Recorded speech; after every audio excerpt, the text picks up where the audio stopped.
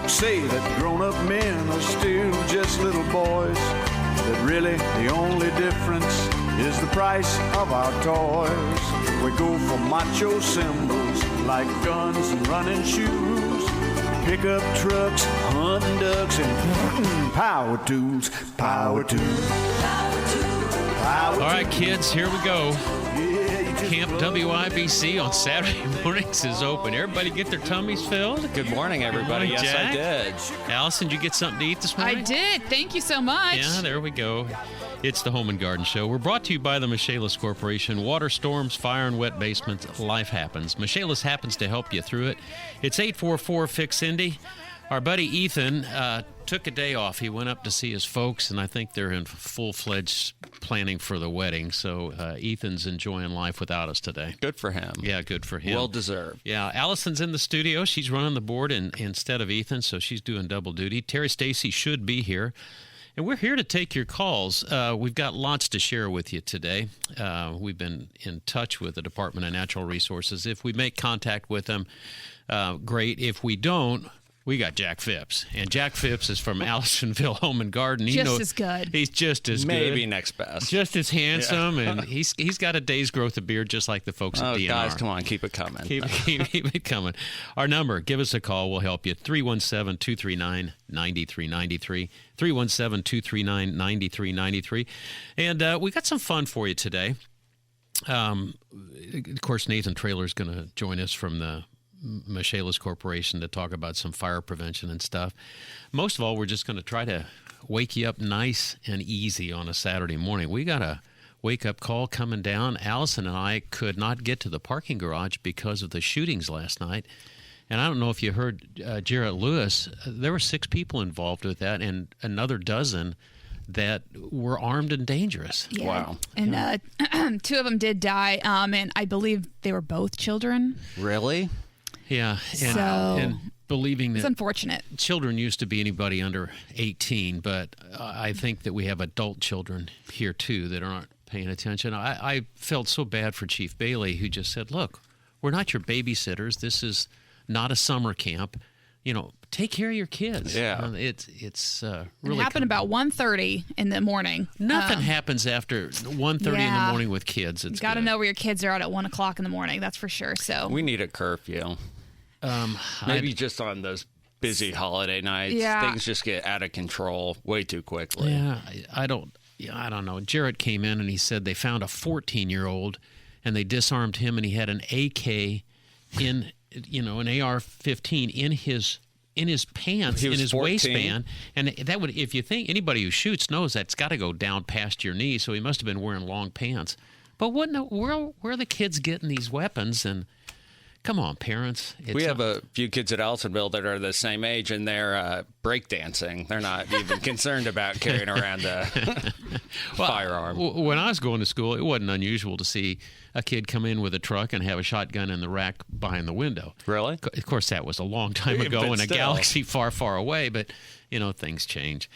So anyway, anything you want to talk about? Allison's on the phones. It's 317-239-9393. Got some exciting things. I was at the park, Cool Creek Park in Hamilton County.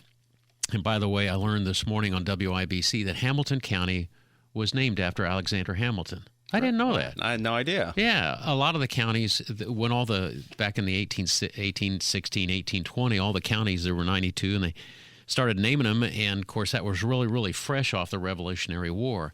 And so all these heroes of the Revolutionary War, a lot of our counties are named after them. That's awesome. But Marion County is named after the swamp fox. Somebody named Marion. So I guess this must have been swampland. I don't know. But we've got some interesting things. I was at the park, and I was walking, and I came to the top of the hill, and they have camps there for the kids in Hamilton County. And again, this is Cool Creek Park. At the top of this one ridge, looked like the kids had found all these 20-foot poles out in the woods, and they'd made a teepee. And I thought, now that's pretty cool. One of the first things they teach you in Boy Scouts is that before. You got to make sure you got water. You don't necessarily have to have food, but make sure you find water, and then start dealing with shelter.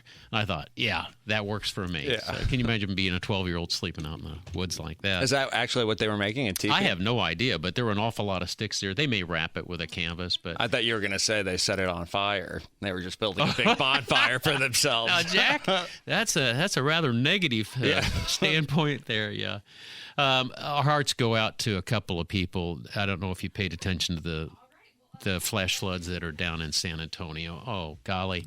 And in Texas, the water is not absorbed. It doesn't go into the land, and they don't really have the infrastructure to move it along. And the San Antonio folks, and I think it was to the north of San Antonio, kids at summer camp, and oh my gosh, just got washed away. And right now there are some 20 young girls that were in I think it was called Camp Mystic, and they were just washed away. And I can't imagine doing that. I have been to Are so they many still unaccounted for? Still unaccounted for with a lot of people. I mean, it was a big, bad flood. A lot of great news this morning here Yeah, I at the guess Home and so. Garden Show. And I don't know if you're down in South Carolina, everybody... hello? Terry's also Hello? taking your phone calls. Hello? Terry Stacy. Glad it's not me. Terry's in the studio.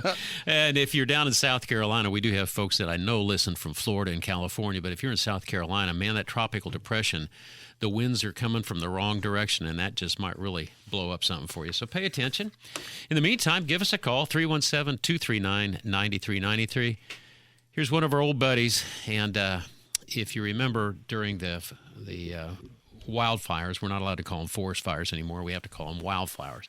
Out in California, our buddy Jeff lost a home there. Hey, Jeff, how are you this morning? Hey, not too bad. Yeah, what's up? Well, I wanted to say, first of all, I was listening to George Norrie tonight, or this last night on the Coast to Coast. He had a guy named Howard Smith on there who owned a big software company who wrote a book called My Friend Johnny about Johnny Carson. And if you get a chance, I haven't ordered it yet, but I got the whole scenario last night in the show. Okay. You got to read it, and it tells the true story about Carson, about selling his home to John McEnroe, in Malibu, and included in that sell was free tennis lessons, of course. And then he moved next to this guy named Howard Smith, who was a big software company owner at the time in the 80s or whatever. So I was going to update, when I told you it was a total loss. It's been redone, and there's about an 80% loss. So the guy that Okay, so let's set this up just a little bit.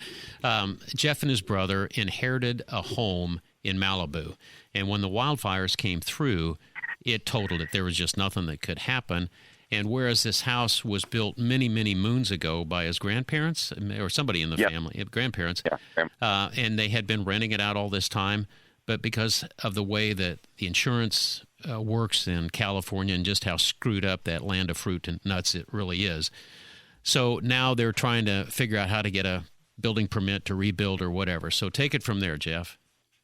Well, obviously, we did get the building permit. So now they're telling us about a year and a half out from redoing it. Now the house was built by there was a guy named J. Park Randall that designed the city county building from Indianapolis. And one of his proteges was the one from Wright Porteous and Associates.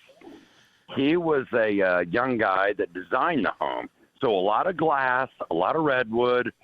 Come to find out, it's about an 80% loss, but we've decided to rebuild. So we're going to rebuild the home.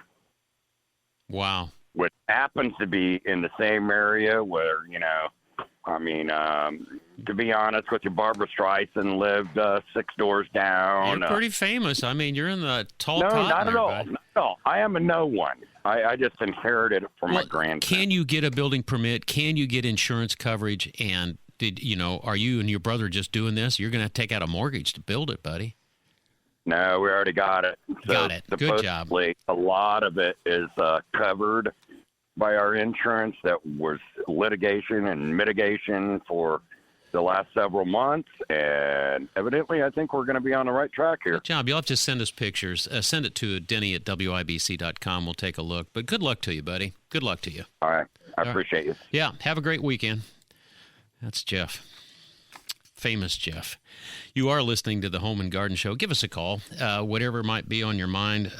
Jack and I are going to be talking about Japanese beetles just a little bit later. The fog you see is not that I'm a meteorologist, but I play one on radio. Do you know what that fog is this morning, Kat? I believe I heard it was maybe some fireworks smoke. It's all fireworks smoke because we've had a temperature inversion, and it's holding all of that from last night. Now, it made for great fireworks. I mean, the way it shined and shelled, but it stinks like that, too, you know? Yeah, it does. Welcome to California. Does the humidity play into that? I don't know. I said I make believe that I'm a meteorologist. We'll have to wait for Terry to get here, and she'll tell us what it is. Cause I'm right here. Oh, right. Well, tell us what the good temperature morning. inversion is. What is that? Well, it's really technical and would take a long time. Okay. Yeah, see. You know what? All you need to know is what it is. I mean, really, you're not going to think about, well, I wonder how this happened. You're probably just going to say, I wonder what this is. I will say, when I was walking in my car this morning, I definitely smelled like the fireworks that's smoke. sulfur. Yeah, that kind of remnant. In the air. Sulfur burned. Yeah. I'm telling you, last night, how I spend my 4th of July in the evening to put myself asleep to try to drown out what it sounds like a war. And it's been going on since the playoffs. Yeah. Truly. Every time there was something great in the playoffs, fireworks.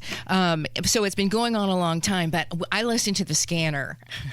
And I'm telling you, God bless, honestly, our police department, all of our police departments, because it has to be a nightmare night for them. Are you as I a listen. scanner rat? You sit at the kitchen table? No, in bed. Oh, it helps me kind of that sound. It's even worse. That's your white noise. The dispatchers. I mean, everybody. It just lulls me to sleep. Okay, So- I will say if I see a car, like a police car speed past with its siren on, I'll pull out my app and I'll see if I what can it find is. out where they're going. Right. See, you have it too. Yeah. Now, see, It's I listen to air traffic control. What are you guys doing?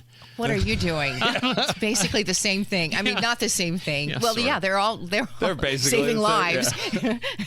Oh, my God. Radio, Anyway, we don't need to listen I mean, to. truly, what these guys have truly have done. I will tell you that the street is open now. I got in. I tell you. I parked, I walked, I forgot my key card. Well, I walked back to the car. I was past the crime scene 6 times. And the last time through, they were moving the tape. And I said, can we get through? And they said, yeah, you get through. It's open. Yeah. So it And just opened just after 9. Allison said 2 young people lost their lives in that, Terry. I understand. And it is, you know, boy, oh boy, there were so many people downtown last night. And I think this was our fear. That something was going to happen. I guess it started over on Meridian Street, and then by the time the cops got there, the ruckus had moved down to Illinois, and then it went north of Washington Street, and that's where the wheels fell off the bus. You're listening to the Home and Garden Show. We're going to talk about things that are a little bit more fun. You feel free to call and share with us what you did last night or anything else, matters of the heart. Allison's in here, so she can handle that part. Jack's from Allisonville Home and Garden by Sullivan up on Allisonville Road. What is it, about 115th Street? Yep. Yeah, correct. Can they get in from 116th Street? There was a roundabout they're going to put in there. Is that correct? Yeah, they still can't get in, though. They still can get in. And I'm Denny Smith. Pat's on vacation. We will see him next week, and it'll be good to have him back. But right now, you're listening to WIBC. Give us a call, 317-239-9393.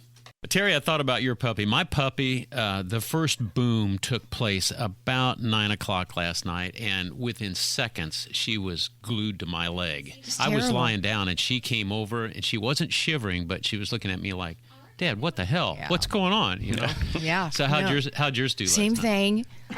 Just laid low and just, just nervous.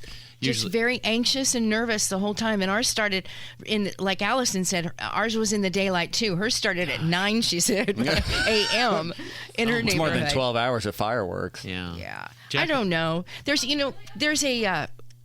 lots of things you can do for dogs. I know she's talking and Allison is on the phone, but we'll get to her in a minute about what she gives to her dog. But there's really a conversation about, are we done with this? And with this, with Fireworks? No. with not the extreme fireworks in your neighborhoods where your house shakes from the power of them. Still sell them the caliber. Maybe we've gotten a little crazy with the caliber you're allowed to have. Yeah. Maybe It's a conversation. Some of them these sound sounds like- like small bombs. I was going to going say off. like howitzers that are going up. Yeah. Now, Allison, how'd your puppies do? They did okay. The pet store sells CBD oil for dogs now, Really? and it sounds very bougie and fancy and like It's big market, a though. lot. I mean, But a lot of it people are works. using the CBD. It really for does the work because dogs. one of my dogs she's really sensitive to hearing. She doesn't do well in Now, thunderstorms. is that the pug or is that the French? That's a pug. That's a pug, okay. She's a sensitive girl. So, but yeah, you just put a couple drops in like their food or something, and it just makes them a little Just calmer. calms her. Yeah, and it calms did them work. down. It did work. Did So they start wearing sunglasses and stuff? yeah. Just Very I put those chill on her dog. anyway. Yeah. Girl, cool. Yeah. See, I would try that for my dogs. We've just given in the past, and I had some again, so I gave it to him this year. That trazodone, just like that. What's that? Is that a prescription? It's like an anti-anxiety for Oh, okay. dogs. Did you get that from Pat? he keeps it in his He truck. gave it keeps from it his in his personal truck. stash. That wouldn't surprise me. Hey, one of our good longtime listeners, Miss Becky, is here, and she's got a question. What's up, Becky? Well, I'm wondering if it's too late in the season to plant a butterfly bush and a normal tall standard lilac bush. It is absolutely not too late, as long as you're willing to make sure it gets enough water. As it gets hotter, you just have a little more kind of earnest on you to stay on top of that watering. But if you can get it in there and make sure you keep it watered, I think you're perfectly safe to plant. Okay, and how late can I plant? How far into the season? Oh, I thought you were going to say, well, later than 10:30, you're going to have to use a flashlight. But You might want Yeah, to I wait till know. morning at that point. So you can plant, even a dormant plant can be planted after, a frost. But I would say, if you can with the butterfly bush, I would try to get it in the ground sooner than later, just so it can get established. do you have a before the secret winter. recipe with the Spoma products or anything like that? Yeah, what, so what we would you use? always like to amend the soil with a little bit of compost or topsoil, but most important thing is always breaking up the clay in the ground around, and then biotone is that Biotone. root stimulator. There you go, Okay. Becky. Thank you. Yeah, you'll love them. They really do draw butterflies, Becky. You will absolutely love the plant. I know my cousin has one. Yeah? Yeah, Is this your good cousin or your bad cousin?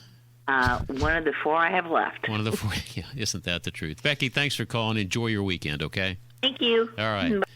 239-9390. Wow, you cut her off. Oh, You come did, and I on. wasn't Cut going her to point it right as she out. didn't even get- Here he goes with the happy finger. Here he goes. You know what's funny is it's my middle finger, and I doesn't surprise just me. barely tap it, and I don't know. You guys Well, at are- least we answered a question this time. Yeah. Last week you kept cutting off somebody. Well, here's the thing. I had him. Exactly. What was his name? John, and I was going to because he was praising Terry. Denny and- hated it. No, I loved it, and I was going to call it. I was going to bring him back up after the break, and he hung up already. So. Well, because you hung up on him 3 times. No, I put brought him him on hold. I 3 didn't hang- times. 317-239-9393. Poor guy. Give us a call and I'll hang up on you. 317-239-9393. Next up for us is Robbie. Robbie, welcome to the show. What's up? How you doing, sir? I'm in the car. I've been loving to listen to y'all. I'm heading down to Greenwood picking my son for a beautiful post-4th weekend. And you all had mentioned Also Home and Garden, and that was where my first job was when I think I was 13 or 14 back when Jeff Gatewood had the helm. Right. And he also gave jobs to three of my best friends. Have you ever? And two, my mom even worked there. at Isn't one that point. great? You had to go by there. The place has changed so much. Did you get to go in the basement? Have you ever been in the basement, Robbie?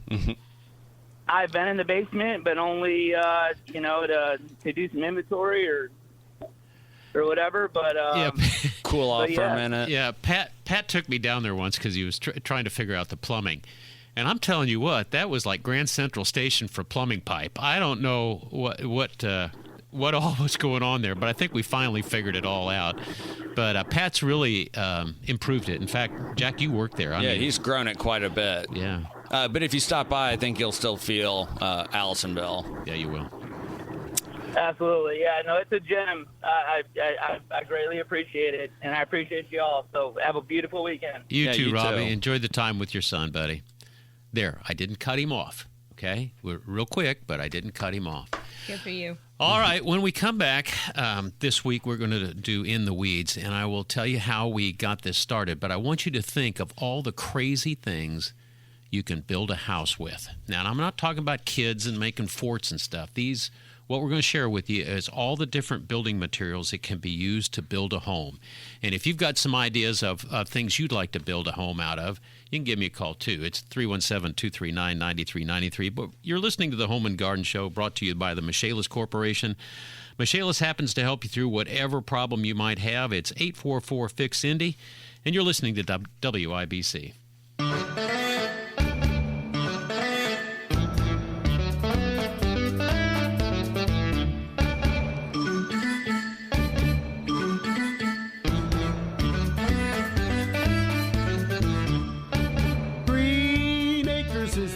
Well, this is the normal... Ladies and gentlemen, boys and girls, I'm playing the role of Pat Sullivan today here at the Home and Garden Show. Denny Smith, Within the Weeds. You know what? The nicest thing about being a little kid, and when I say a little kid, I was a little kid even when I was in high school. I was maybe 5'2" until I was a junior in high school. Then I jumped all the way up to 5'6".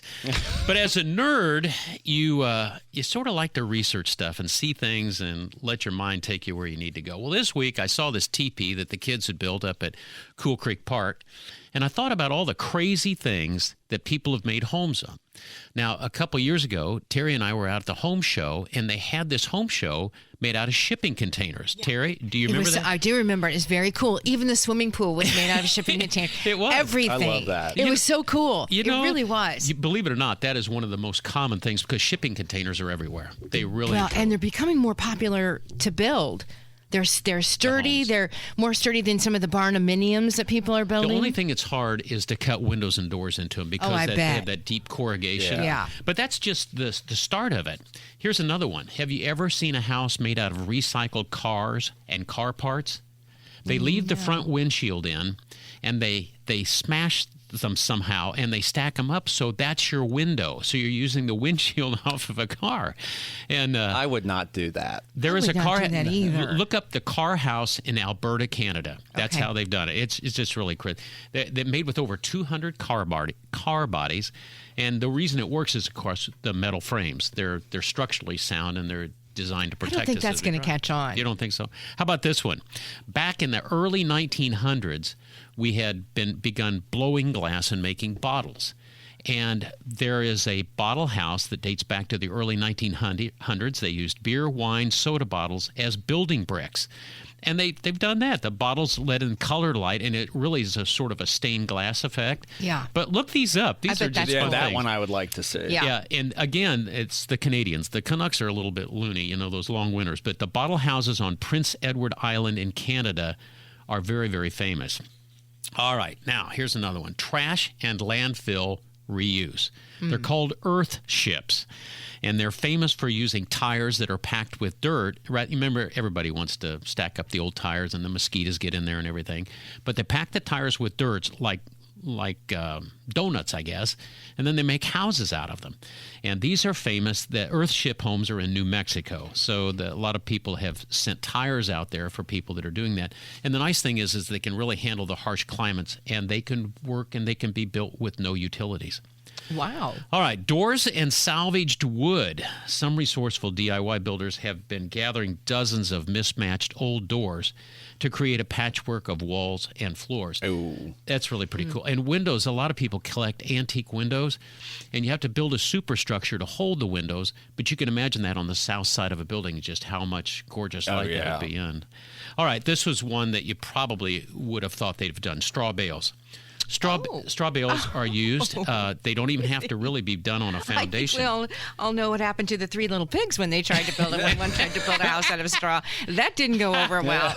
Terry, you're the best. But the thing is, they're very sustainable, but you know what the number one problem is? Well, the big bad wolf. No. I don't know. They go to seed. No. What do we find out in hay fields or straw fields? What do you mean? Well, like bugs and stuff? Horses. Mice. Oh, mice. When the straw is packed up, there's mice, and that's good. I'll say some other things, and we'll sort of move on through here because I want to get back to the phones here. Seashells and coral down on the coastal regions. It's very easy to do that. It's an abundant local resource. It's easy for them to cut through. Up north, think igloos. I mean, we've got ice, and they're good. At least north of the Tropic of Cancer. They make ice hotels, and they're very livable for weeks or months. Here's the one that I saw on television that I really liked. It was old grain silos. Have you seen this? Oh, yeah. Old grain silos. And they use a torch to cut through to put in the windows and everything. But with just a simple ceiling fan, you can ventilate that very easily and with the chimney effect, suck all the hot air out of there. Well, those are kind of a popular Airbnbs now. Are they really? Yeah. People have taken silos and turned them into Airbnbs. Any kind of like novelty housing. Yeah. Now. That's pretty good. Yeah. Have you seen, just to add one more, the houses that are being 3D printed with like a mud cement I've heard mixture? of them. I have, and that's incredible. That And they can go take that device and make a house anywhere. It's amazing. one of these days, I'm going to have to do a deep dive and see what that material is. I would be interested. But they replace cinder blocks with it. They replace tubivores with it. It's pretty incredible. All right, one last one, and this is basically comes from Oregon. Bruce Campbell is a retired Boeing worker, and what do you think he made? I'm going to guess a house out of an house airplane. Out of a Boeing 727. He drug it out into the woods, and they converted the fuselage into tiny home office. And again, Terry, the Airbnb Airbnb stays. Yeah, that's what to do. That's cool. So anyway. Okay, do any of those sound like fun to you? The glass bottle house I looked up, that's very cool. Is that cool? Yeah. You know what I'd like to have? And there's a couple of shows on TV. I'd like to have a tree house. Okay, I would love to see a They giant. have some really luxury ones now. Amazing tree houses. And there's a couple of real characters that build them that you watch on HGTV. Treehouse Masters. Yeah. And they're so cool. I mean, they include bridges that go to other trees, and they're pretty awesome. Have you seen the plumbing in them? Of course, you probably not pay attention to that. They have such neat plumbing, both to get the water up, because you have to have a pump to get it up there, and some of them even have their own water towers. But the thing that I like the best is the outdoor shower. Just a little bit of screening, and you can take your pretty neat shower out there and you're all together. How about that? Well, there you go, folks. How about that? All right, so we've got a caller here, Jack, and I'm sure this one's for you. Hey, Paul, how are you? Fine. Good. What's up, man? Well, I've got two problems. I've got a deep well. It's over 200 feet deep. But here recently I've been having a smell. It's kind of a, sewage smell, I guess you'd say. It's not that bad, but... All right, so I'm going to ask you, Terry's going to yell at me, does it smell like a hard-boiled egg fart? Oh, boy. Yeah, I guess you'd say. Yeah, sorry. I know I'm pushing you hard there, Paulie. It might be sulfur, and the deeper we go with wells, excuse me, and 200 feet's pretty deep here in central Indiana. Most of them are between 100 and 130. Well, mine's 220 feet deep. It's an old house. I would guess it's... I recently had a submersible put in, went down, I think, 180 feet. But I've never really had this smell before, and so I don't know. And it could be. About it? Well, it depends on where the aquifers are and what changes our wells, and sometimes your water level might, if you're down 220, your water level might be at 210 or even 205. But as the aquifers change, they bring in different dissolved solids or dissolved minerals from other parts of where those aquifers go. And as the water, I never had it before. Yeah, isn't that funny though? You've been through more droughts than this. I would reach out to C&J. C&J Water is a great company. Now, in all fairness, I do voice work for them, but look up C&J. I think you'll be surprised at all the different and not too inexpensive treatments for that. I would ask for a fellow by the name of Kirk, K-I-R-K. He's a certified water quality specialist. I think he's grade 5 or grade 6, which is really getting up there, and they really know what they're doing. But reach out to C&J, buddy, okay? Where are they located? They're located in Brownsburg, they're on the northeast side, right inside 465, but they go all over the central Indiana area. I would say 75 miles out from the center of town. I live up by Shirley. I don't even know where Shirley is. Well, it's 30 miles north of Indianapolis. Oh, they'll go that far, Paul. Uh-huh. Okay. Also, I was wondering about, I unfortunately, years ago planted tulip trees along my driveway, and aphids love the leaves, and so you can't park your car under there without getting sap all over them. I know they're too tall to spray, but is there anything else I could do? So in the spring, there is a systemic insecticide. It's a 12-month product by that BioAdvanced, which is just bare. But that can get absorbed in the tree, kind of help mitigate some of that aphid damage and that honeydew. But at this time of year, it's not going to do much for you. It really has to be done kind of early spring. Paul, you had to put up with it one more year, but then Okay, what is it? it's a systemic. Go ahead and explain. So it's called BioAdvanced 12 or 2-in-1. It's just a 12-month systemic insecticide. So you mix it with water, you pour it around the base, and then it actually gets absorbed into the tree and makes its way out to the leaves. And that way, Where did I get it? Allisonville has it. Sullivan would have it. Really, any garden any center. hardware store, Menards or Lowe's that have it? I don't know if those. I don't think they would specialize in. I think you'd want to go to a garden store, and I don't want to short shoot the folks at Lowe's or any of those. But I would think you'd want to go to a garden store someplace. Okay. All right, Paul. Called BioAdvance. Yeah, so it's a 2-in-1 systemic insecticide. 2-in-1. Okay. All right. Okay. Thank you very much. There you go, Paul.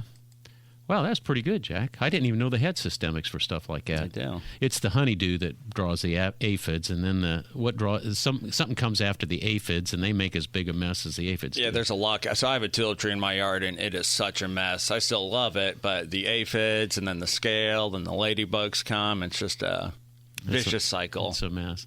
That's the famous Jack Phipps from Allisonville Home and Garden by Sullivan, up at about 115th and Allisonville Road. Pat's on vacation, and we like it when Jack comes in. First of all, he's nicer to me than Pat is.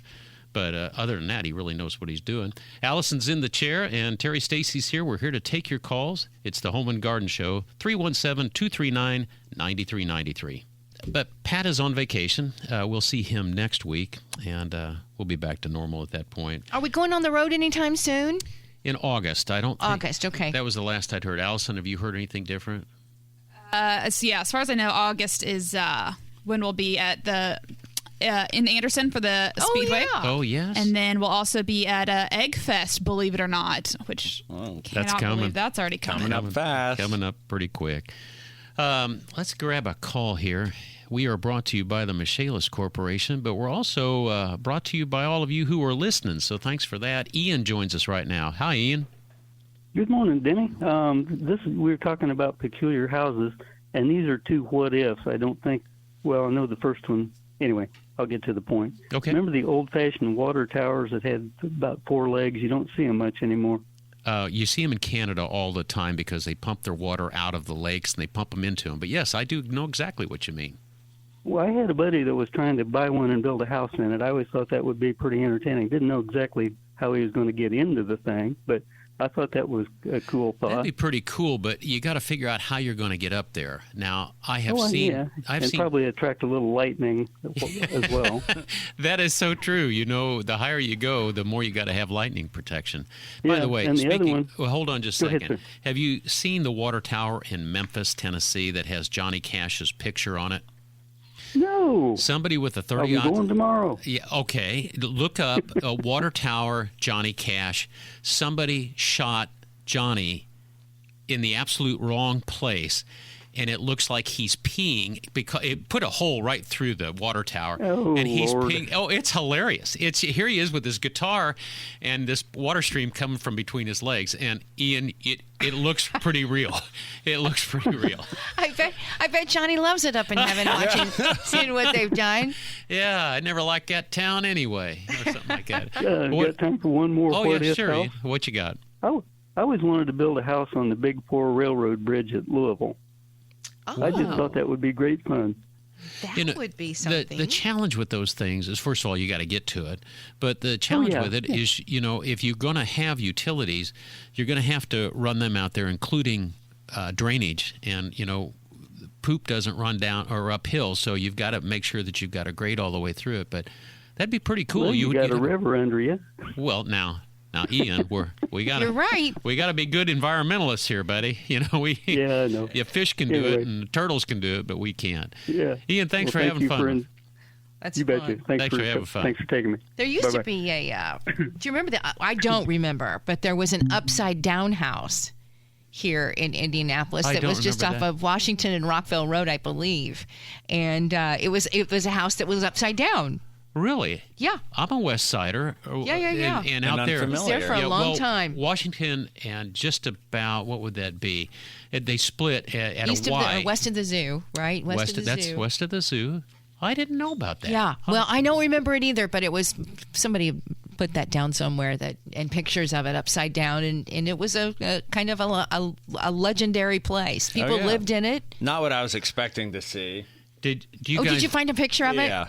Do you guys ever watch? Oh, it is upside down. Do you guys ever watch Homestead or Off the Grid Builders? They have been using geodesic domes, and the thing about it is with scaffolding you can put up the geodesic framework very, very easily. What's hard is to get the canvas or the vinyl or whatever you're putting over the top of it, because it weighs about 700 or 800 pounds. And they show these kids that they've done all this work, and they forget that they've got to lift this thing up. And it takes a crew of about 20 people to get the covering to come over the geodesic dome. It's fascinating to watch. I'd love to live out there like that, and I don't know. I don't think I'm going to get that pulled off in my lifetime. Let's see if we can get one more call in. We got Tony here, or it's Troy. Hey, Troy, how are you this morning? Oops, I thought I had you. There we go. Troy, how are you? Good. How are you? Good. You got I bugs? just wanted to let you know first. I do have a question, but I wanted you guys to know how much I enjoy your show, and I'll rate you above Hammer and Nigel any day of the week. And I like that show because I listen to it after work. Yeah. But I enjoy you guys. You're nice people, and you get along so well. And I get a laugh out of it. I'm not a gardener, but my mom and dad is. And You know, That's so nice. Thank you. The nice thing about Hammer and Nigel is they get to drink. Now, we don't normally drink, but I was going to bring in some Cosmopolitan mix today for us to share, and I thought, no, that's going to ruin the Saturday show. But Hammer and Nigel can pull that off. Well, what you got, Troy? And you're better than Tony Katz, too, because he gripes too much. But he's a good guy. God, you take your time. How long you got? Talk all Oh, your yeah, sure, since it's about you. Yeah. You'll talk to him all day. If it's about me, you have to hang up on him 3 times. Hey, Troy. And I want to give a shout out too. If you guys are ever around a little town called Medora, Indiana, it's in Jackson beautiful. County between Brownstown and Bedford. We got the longest covered bridge in the country. Beautiful. And I just wanted to give a shout out to that. But my question is, my mom and dad are 88 and 89, and they work like dogs in their yard. They buy thousands of dollars worth of flowers a year, and that's just what they enjoy. I don't know why they want to be out in the sun every day, but I think that's what keeps them going. Yeah. And they pick off the dead ones every day, and Dad sprayed for 3 straight days poison around where they don't have to. They mow their own yard with, their mowers, and that way they don't have to trim. But my question is, they got all kinds of gnats in their yard. Is there anything that you can call a company to spray for gnats or not? Yeah, it'd be the same people that do mosquito control, and I don't know what the product would be, but gnats can be controlled. Gnats normally come where there is, are they in a low water situation? I don't want to say swampy, but do they have some wet ground around them? The White River's probably about 2 miles away where the covered bridge is, but it's just the whole town. And my dad wears this thing even the summer on his head to keep the gnats from, because they bug him to death. But I just wanted your opinion on that. I would look up somebody like Mosquito Joe, Mosquito Squad, Mosquito Zone. Mosquito Shield. Mosquito Shield. Thank you, Allison. That's the one You're that does. getting there. Mosquito Shield does Pat Sullivan's place, and Mosquito Joe does my place. But they're both really, really good, and they've got enough Acapulco in their juice to really take care of it. Acapulco is like a lubrication. Technical term. A very technical term. Thank you. You can't get away with anything with Terry Stacy. Acapulco. Acapulco. I'm listening to you. That's a show of I'm listening. That's a surprise. A sign. Whatever it is. Well, you said a funny word. A little bit of Acapulco. Acapulco is what. That's the That can't be a real Kickapoo thing. Joy Juice that really takes it out. All right, the Home and Garden Show. We're going to be coming back. We're going to be talking about what goes down the drain and how you can do it. I got a really good plumber coming in to talk with me. And in the meantime, you're listening to the Home and Garden Show, brought to you by the Michaelis Corporation, right here on WIBC. Well, it's the Home and Garden Show. Second hour. This is always Pat's best hour. This is when he really peaks, and it's downhill from then. We're brought to you by the Michaelis Corporation. Water, storms, fire, and wet basements. Life happens. Michaelis happens to help you through it. If you need them, you give them a call, 844-FIX-INDY. In studio today, we've got Allison on the board. Terry Lynn Stacy is here. Jack Phipps is here from Allisonville Home and Garden. All right, so that is the voice of Lance Smith. Lance, how are you? Good. How are you? Thanks for having me. Yeah, so how do you train for barefoot skiing? What do you do? Just go out and ski, and I also, get some instruction at a ski school down in Florida, and then I just train and keeping at it. So how do you get down there summertime? You just driving it all the time? I drive or fly, depending on. Usually wintertime is when I fly down there, yeah. You know, long line and plumbing normally means 100-foot cable, 3/4-inch internal wound steel. Yep. And one of the things I heard somebody talk about this week was what they have put down their drains. And I just winced. You know, you see Terry Lynn over there working with sweet corn and all that type of stuff and the things that people go down the drain. But what's the number one thing that plumbers find that are clogging sinks? Nowadays, clogging sinks is just food and grease is the main thing for kitchen and bathroom and shower drains. Toilet drains and main lines, we're seeing, especially in the last decade, is wipes, because they're marketed as flushable wipes, and they're anything but. Well, they're flushable, but they don't dissolvable. Exactly. Yeah. Yep. So, all right. So, how many times have you run into grease? Everybody thinks that if you pour hot grease down, it's going to go all the way down. No. What happens? Not the case. It just goes down a couple feet farther before it hardens up, and same results as any grease. The best thing to do with your grease is to save it. Just say, I have a little jar under my kitchen sink, and I pour the grease in there, and then I don't know. That's what Jane Marie does too, and then just drop it in the trash. But you can't get through it with your blades, and you think you can scrape it off and bring it back, but it stinks. It's messy, and it's horrible. Are there any myths you want to bust about grease? Because grease goes down there with our soaps. We get grease off our body and everything. Correct. Any myths out there? Not really myths, except that you already mentioned that hot grease or flushing it with water. With hot water? Yeah, with hot water, that's a myth as well. Like I said earlier, it'll maybe get it a foot or two farther. That's probably the biggest myth. There's some other, I've heard a couple other ones. I can't think of them at the moment, but that's the main one. You know, we talk about long lines, and the longest cable that I've ever had out was probably 150 feet. I don't even know what the big 1065s. How much cable is in a drum for a main sewer? 100 foot plus a 6-foot leader on there. Plus a 6-foot technically like 106 feet. Yeah, it's got to be crazy to get out that far. Do you guys have rules about how far you will go with a 3/4-inch cable for a sewer? Except in rare circumstances, we'll only go 100 feet. It becomes much more, after 100 feet, it becomes much more dangerous. You lose torque, you lose feel, because believe it or not, there's some feel and talent associated with what you're up against. So this is why plumbers are made fun of. I can feel it coming. Yeah. People say it's like you're witching a well. Very true. Oh boy! All right. So, what are some easy things that homeowners can do to stop drains from stopping up, just to keep them clear? Easy things they can do. Don't abuse your disposal at the kitchen sink. Terry, are you paying attention? I am paying attention. What would you consider abusing? I'm not shoving knives and things in there. Putting all those corn stalks you have there down the disposal. That would be bad. That would be very bad. I see a lot of people pour out leftovers, like pasta is bad, real starchy substances.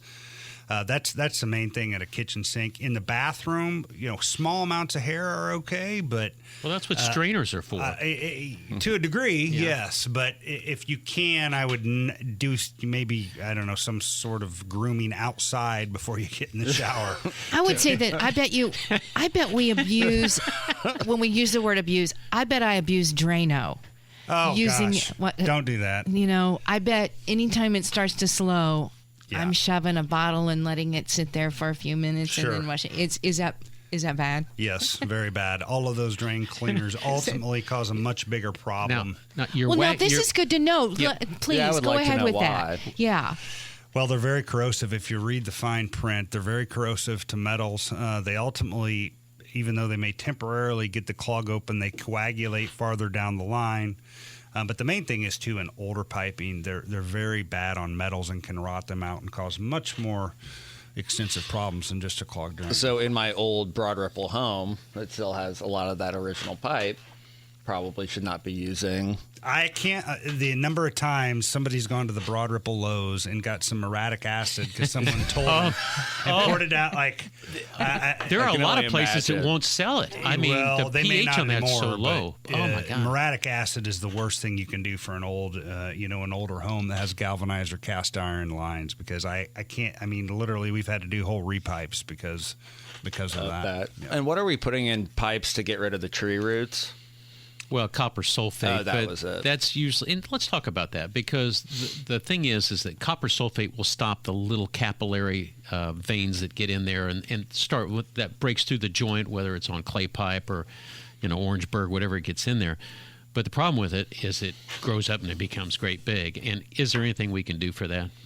Beyond drain cleaning through a full-size clean out, as far as a chemical approach, there's nothing that we currently do or have had success with. Copper sulfate, like you said, maybe in the introductory when they're first getting in there, but once they get to a certain size, There's only not mechanical much, cleaning or jetting. If it gets too bad, then unfortunately, we may have to resort to excavation. Yeah, Lance Smith from That LD sounds Smith expensive. Plumbing. Oh God! But Terry, it's not like it used to be. It used to be you had to dig a trench from the house all the way out to the street. Lance, talk about this new technology of pipe bursting. That's really cool. Yeah, trenchless. It's not completely trenchless, but it's much less invasive. Basically, we let's say there's a 100-foot sewer line. We need to replace that. We dig a small hole on the inside of the home usually, and then a small hole on the outside, and basically pull a new sewer line through your old one. And do you pull from the street to the house or from the house to the street? Yes. Okay. Usually from the house to the street, yes. That's just really amazing. Yeah. How strong is that cable? I think it can go up to 5,000 pounds. 5,000 pounds, sort of like a long line on a ski boat. Exactly. Yeah. All right. So chemical. How do you feel about the microbiology? The ones that, like, I'm thinking of Drain Pro, the organics where they put in a little bit of a culture that eats away at the grease and stuff. We you sell guys similar product called BioClean. It's an environmentally friendly enzyme. Yeah. That will not open the drain. We sell a lot of that right after a drain cleaning because if you're good about the monthly maintenance of it, I've seen a lot of success with it, especially in grease lines. That is the number one. BioClean is the number one used in Canada for all of the old cabins. Yeah, think about all the stuff that goes down the drain in Canada. And what they always told us is use it once a day for a week, once a week for a month, and once a month after that. Yep. Does that sound about right to you? Yes, that is. Yeah, it's very important what you do in that first 2 weeks after you get the drain cleaned out really well with mechanical or jetting, and then after that, I think it spaces out to a month. All right, before I let you go, I got to talk about barefoot skiing. How'd you do last week? I did good. I won my division, and I got bumped into the next division. Landed my first long line jump at a tournament, so got that on the book. Wow, that's fantastic. Yeah. This is barefoot. Yep. How high in the air do you go off the jump? I jump traditionally. I'm not like the big dogs that go inverted, but whoa. Well, what's inverted? Inverted is where they lay out like this. I go with, they look like Superman. I'll show you a picture later. But, all right. I jump traditionally. My feet are probably 4 feet off the water. My head.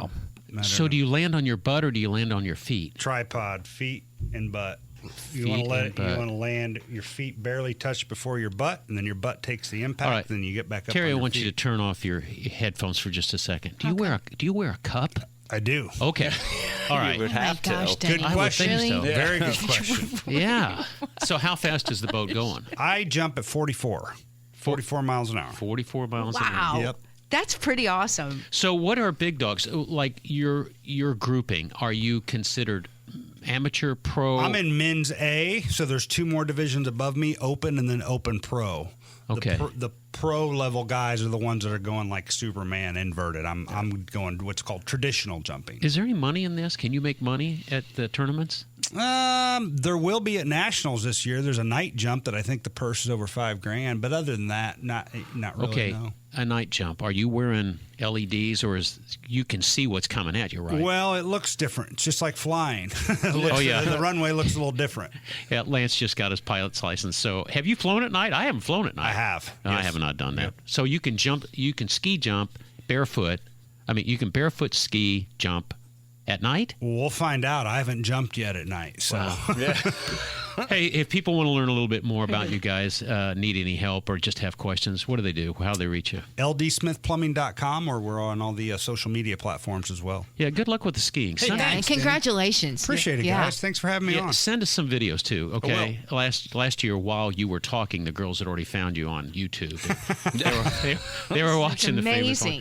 Amazing. All right, there you go. What to do with your drains. The big myth that I just picked up was baby wipes. I really did think that they are flushable, of course, but they just don't dissolve.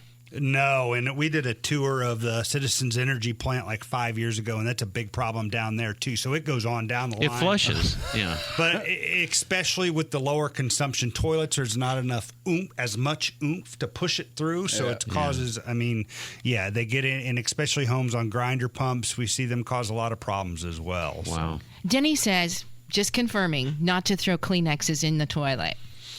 Kleenexes aren't as problem. They are thicker. I haven't seen as much of a problem with that, but I still would stay away from. Definitely paper towels are a lot thicker, but definitely not as bad as wipes. Okay, thank you. Terry's always just fact confirming. checking. Yeah. Fact checking. One upping you. That's exactly right. Just confirming. Yeah, just confirming. Well, thanks a lot, Lance. We'll bring you back someday. Thank you. Thanks for having me. All right, it's the Home and Garden Show brought to you by the Michaelis Corporation. We're ready to take your phone calls. 317-239-9393 right here on WIBC. It's the Home and Garden Show. Jack Phipps is taking the place of Pat today and doing a really good job. Jack, I know you're sitting there eating your breakfast, but I want to talk about this email that we got from the lady. And the big problem was compacted soil. You wanted to step us through what her issues were and how you got that diagnosed. Yeah, so she had emailed in saying that she was writing for a friend that very well could have been herself. But she was writing in to ask about some compacted soil in her flower beds. How did she know it was compacted? What were the issues that were being manifest? I believe the flowers just didn't seem to be growing or taking off like they had in the past. She thought the roots weren't growing very deep, and that nothing was really surviving there. And really, at this point, she was asking if there's any fertilizer she can add, to make those plants grow. But I don't think that would necessarily be the problem in this case. In Indiana, we all have such heavy clay soil. Clay soil, there are 9 different types of soil. We get about 4 of those in Indiana, and one of them is the clay. Well, and what can you do? And clay has its benefits, but it just gets so compacted, so you have to break it up. Kind of the low effort, kind of easier option would be to get your area aerated. So you could have a company come in and do that, or you can get a little tool yourself to do that. But that's just getting that kind of 2-inch, hole in the ground, and then that helps that clay slowly start to break up. And then there's a really cool product called Love Your Soil. Jonathan Green. Jonathan Green. Yeah, so it's the only kind of soil fertilizer, something that you can put in the ground that is meant to improve your soil, not necessarily fertilize your plants. Now, is that done with microbes? And I'm just bragging because it's the only one I know. Actomycetes. Is that what breaks down the clay, or how does it work? I believe so. There's so much stuff in there. Yeah. I would hate to miss anything. Biology class was fun at the time, but it isn't anymore. But that would certainly help kind of break down that clay over time without disturbing the bed too much. Really good. Really good. Thanks. I appreciate you answering the email because I was absolutely stumped. Those of you who send us emails, you send them to Denny at WIBC.com. I try to forward them out to people. Pat sometimes responds. Jack always responds, and that was a real help. Well, we got a call, 317-239-9393. Next up is Jeff. Jeff, good morning. Hey, it's regular Jeff. Yes, sir. Hey, I want to appreciate it. Man, you've been a backer of LD Smith, and Lance was just on. Yes, sir. I wonder, I'm going to get a hold of him next week, and the reason is this. A lot of times 100 years ago, they put tile pipe in by hand. Yeah. And so when you're using the pipe bursting thing, which I bought machines, they're hydraulically used. You fuse the pipe together, you pull it out from a basement or whatever, and you go out to the main and dig a hole and receive it. But if the pipe is settled and everything, sometimes that doesn't work. And I got a bunch of secrets, so that's why I'm gonna try to reach out to Lance. And I thought he carried himself so well, and that's why you backed him on LD Smith Plumbing. And I'm backing Lance also. I like him because he doesn't oversell a job. I can't tell you how many times you call some plumber out, and I met him by accident, and he's the real deal. And I found out that after I left Paulie Smith Company, he went to work for my old company and blossomed there, but he always wanted to do it on his own, and he's doing stuff that nobody wants to do. I saw him pull, and Jeff, you'll appreciate this. They had a bad main sewer under the slab, and they actually figured out a way to pull under a slab, which normally you have to go to the point of entry. But they figured out a way to do it and saved these people breaking up their whole home and slab. And I just fell in love with the guy. And I trust what he tells, and he knows what he's doing. So thanks for the fine word for him. I'll pass it along to him if he's not listening right now. Okay. Thank you. Thank you, buddy. 239-9393. When you find good people like Jack Phipps up at Allisonville, thank you. Almost every question you have, you're going to go to them because they're going to shoot square with you. So 3 perennials and you get 1 free? Correct. If you're going to do any landscaping, now's the time. I think that's probably a pretty good idea. Even with the heat, it's easy to plant perennials. Get them watered, let them go. 317-239-9393. Here's Stephanie. She called back. God bless her. Stephanie, thanks for calling back. I don't know how we lost you, but I'm glad you called back. I had to get gas. You had to get gas? Well, see, Terry Lynn gives me gas, and I don't. Oh, this is Stephanie Pumpkin Patch. Stephanie Pumpkin Patch, that's right. It's too late to till the ground and put some seeds in the ground for a pumpkin patch by October. Luckily, I have an expert pumpkin guy in studio right now. Jack Phipps, what do you think about pumpkins right now? I think if you were to start with seed, it may be a little late to see those pumpkins get big, but a lot of garden centers at Allisonville, we do still have some pumpkin starts. So if you were wanting to get that head start, I'd say till the ground, get some of those live plant starts, and then you could certainly have a little pumpkin patch. All right, do you have a lot of starts? I just had a tractor drop. My problem was I couldn't find someone to till it. So I just rented a tractor and a tiller, and I'm headed home to go start tilling. But whoa, Stephanie. Pioneer woman, you rented a tractor? Yeah, I'm like, can't find someone to do it. I'm going to do it myself. Oh, I think this is awesome. I can't wait to see. Yeah, unfortunately, we don't have too many starts right now. Okay. But you may still be able to get some seeds to germinate. I will say if you just take out any of your pumpkins this fall that you have or go by and you leave those out in the field, they reseed themselves so easily. You could gather those seeds and use those next spring. You can also, now Jack will probably know whether or not they got starts there, but at 71st and Keystone, you can call the store, and I would ask for Carrie or Jenny, and they'll know if they've got anything back there in the veggies. But I'm going to teach you, I'm going to give you a secret here now. And I learned this on watermelons, that when my family grew watermelons, that when the melon got to the right size, you take a toothpick and you go right through the vine, the leader vine, right to the head of the watermelon, and you push that through that, and that keeps the size, and then it goes ahead and ripens. If you don't go through the vine, the leader off the vine, then what it does is it keeps growing, and it takes longer to ripen. But once you get the size of watermelon you want, that's how you do it. And I assume you could do the same thing with pumpkin patch. Just take a toothpick and go right through the vine head, and that's how you keep them at that size forever. All right, this might be my educational year, and I'll go gangbusters in 2026. I'm going to tell you one more thing on watermelons. Now, you'll love this about watermelons. The current thing to do is they take a watermelon, a long, skinny watermelon, and they prop it up, and the boys put on glasses. I saw a fraternity do this. They put on safety goggles, and they have a box of rubber bands, and they put it around the very center of the watermelon.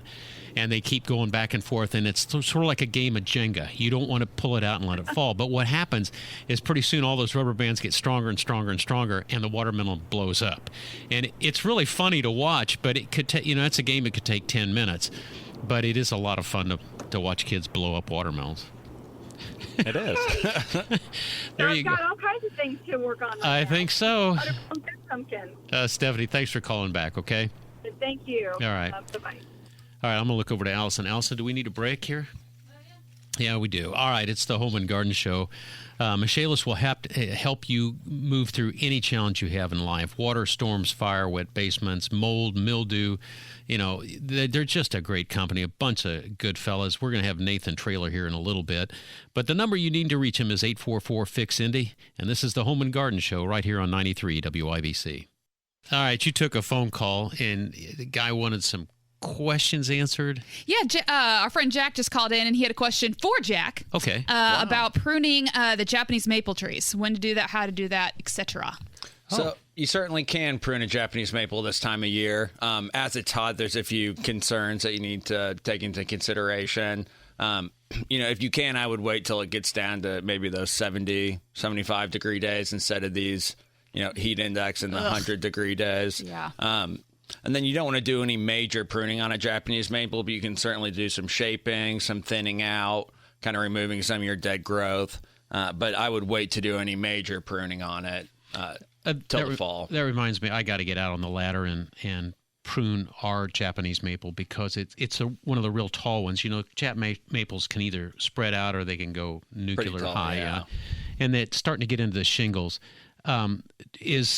Do you have a rule of thumb about trees close to shingles? Not necessarily. Not any closer than keeping it from the house. Just keep it away from the house. Oh, there you go. So I want to send a big thank you out to the Hamilton County Master Gardener Association. For those of you who hear us talk, and I got the bug from my buddy Dick Crum, who was a master gardener and a professor. We called him Dr. Dirt. But he talked me into getting into the Master Gardener program, and I have been forever grateful. I have learned so much, and one of the things that takes place up in Hamilton County, which you can do the courses online. I don't know if they still do them in person. I know that they've got one in Marion County. They've got them in all the extension counties for Purdue. But I got this wonderful newsletter out from Hamilton County Master Gardener Association called Tips for Summers. Now, Jack, I sent this over to you because I thought these were pretty good. Yeah. Just something that all of us can do. So let's start off with the home. What's some of the stuff we should be doing for houseplants in our indoor stuff? Yeah, so a lot of people that have their houseplants inside over the winter want to put them outside because they've been struggling inside for so long. Yeah. But that's a lot of risk doing that. You can put it outside and all of a sudden it's in 20-degree hotter weather. There's a lot more humidity, which it may like, but it could be getting a lot more sunlight. Which means it's going to dry out. Exactly. Yeah. Pests are going to be a problem. So really just kind of keeping an eye on it a little closer after you move it out, and then make sure you don't forget about it. Go back and check up on it. What happens if you want to make starts out of a plant, like an indoor plant? What's the process that you all would use for propagation? Yeah, so that would just be really taking cuttings. Some things you just need a leaf. Some things you'll need a node of a leaf, which is where on the stem that leaf is coming out of the stem. But that's exactly all you really need. You can put them in water for easy propagating or kind of wet soil for one that can be a little more of a hassle. Do you guys handle the hormone drips? Or hormone dips, where it's sometimes it's a powder, sometimes it's a liquid. But after you take your cutting, you dip it in that, and then you plant it. Do you guys do that? Yeah. So if we're going into potting soil, we do. It helps it kind of callus up appropriately, where it's not going to damage that little capillary vein in there. Perfect. All right, so now let's get out to the garden, which I did not get my garden going this year. I'll be honest, neither did I. Not even tomato plants. No, I have a few dahlia bulbs and then maybe one flower pot. I don't think dahlia bulbs are vegetable gardens. No, they are not. No, they're really not. But my gardening is flower gardening. All right, so let's talk about strawberries. Give me some tips on the strawberries about what we should be doing, because that's where people are always disappointed. Yeah, so there's the two types. There's like the June bearing, and then there's the ever bearing. Obviously, we're past that first batch, but the ever bearing, if you continue to plant, those, you will kind of still get that fall crop of them. But you have to get them planted. You got to get a blossom up somehow. Yeah, because that's where the fruit's going to be. Let's see, potato tubers, carrot shoulders, onion bulbs. Those are all things that we're covering with dirt. Any tips on that type of stuff? Yeah, just making sure that as it's been raining, things are getting into the pots, that dirt's kind of settling. You know, some of those little tubers you may have planted may have kind of settled towards the top as that dirt settles down. So you can always add some more mulch on top to make sure they're not drying out, even a little extra dirt on there. All right, speaking of potatoes, did you know that tourists in Germany leave potatoes on Frederick the Great's grave because he was the one that brought the potatoes to Germany? And they're that grateful for him. Yeah, he's got a great big bronze headstone, and right in his little garden, he's got a statue of him and everything. But people leave potatoes there for him. Well, here's the funny thing. He didn't bring potatoes to Germany. That's the big joke, but I think that's always funny. But all right, how about broccoli starts and stuff? Yeah, so if you've started seeds inside kind of later in the spring, now would be your time to get those out. So those cool crops that'll be kind of producing in the fall. Give us an idea what the cool crops, what you would consider cool crops. So that would be like the broccoli, cabbage, Brussels sprouts, those kind of really leafy veg. Yeah.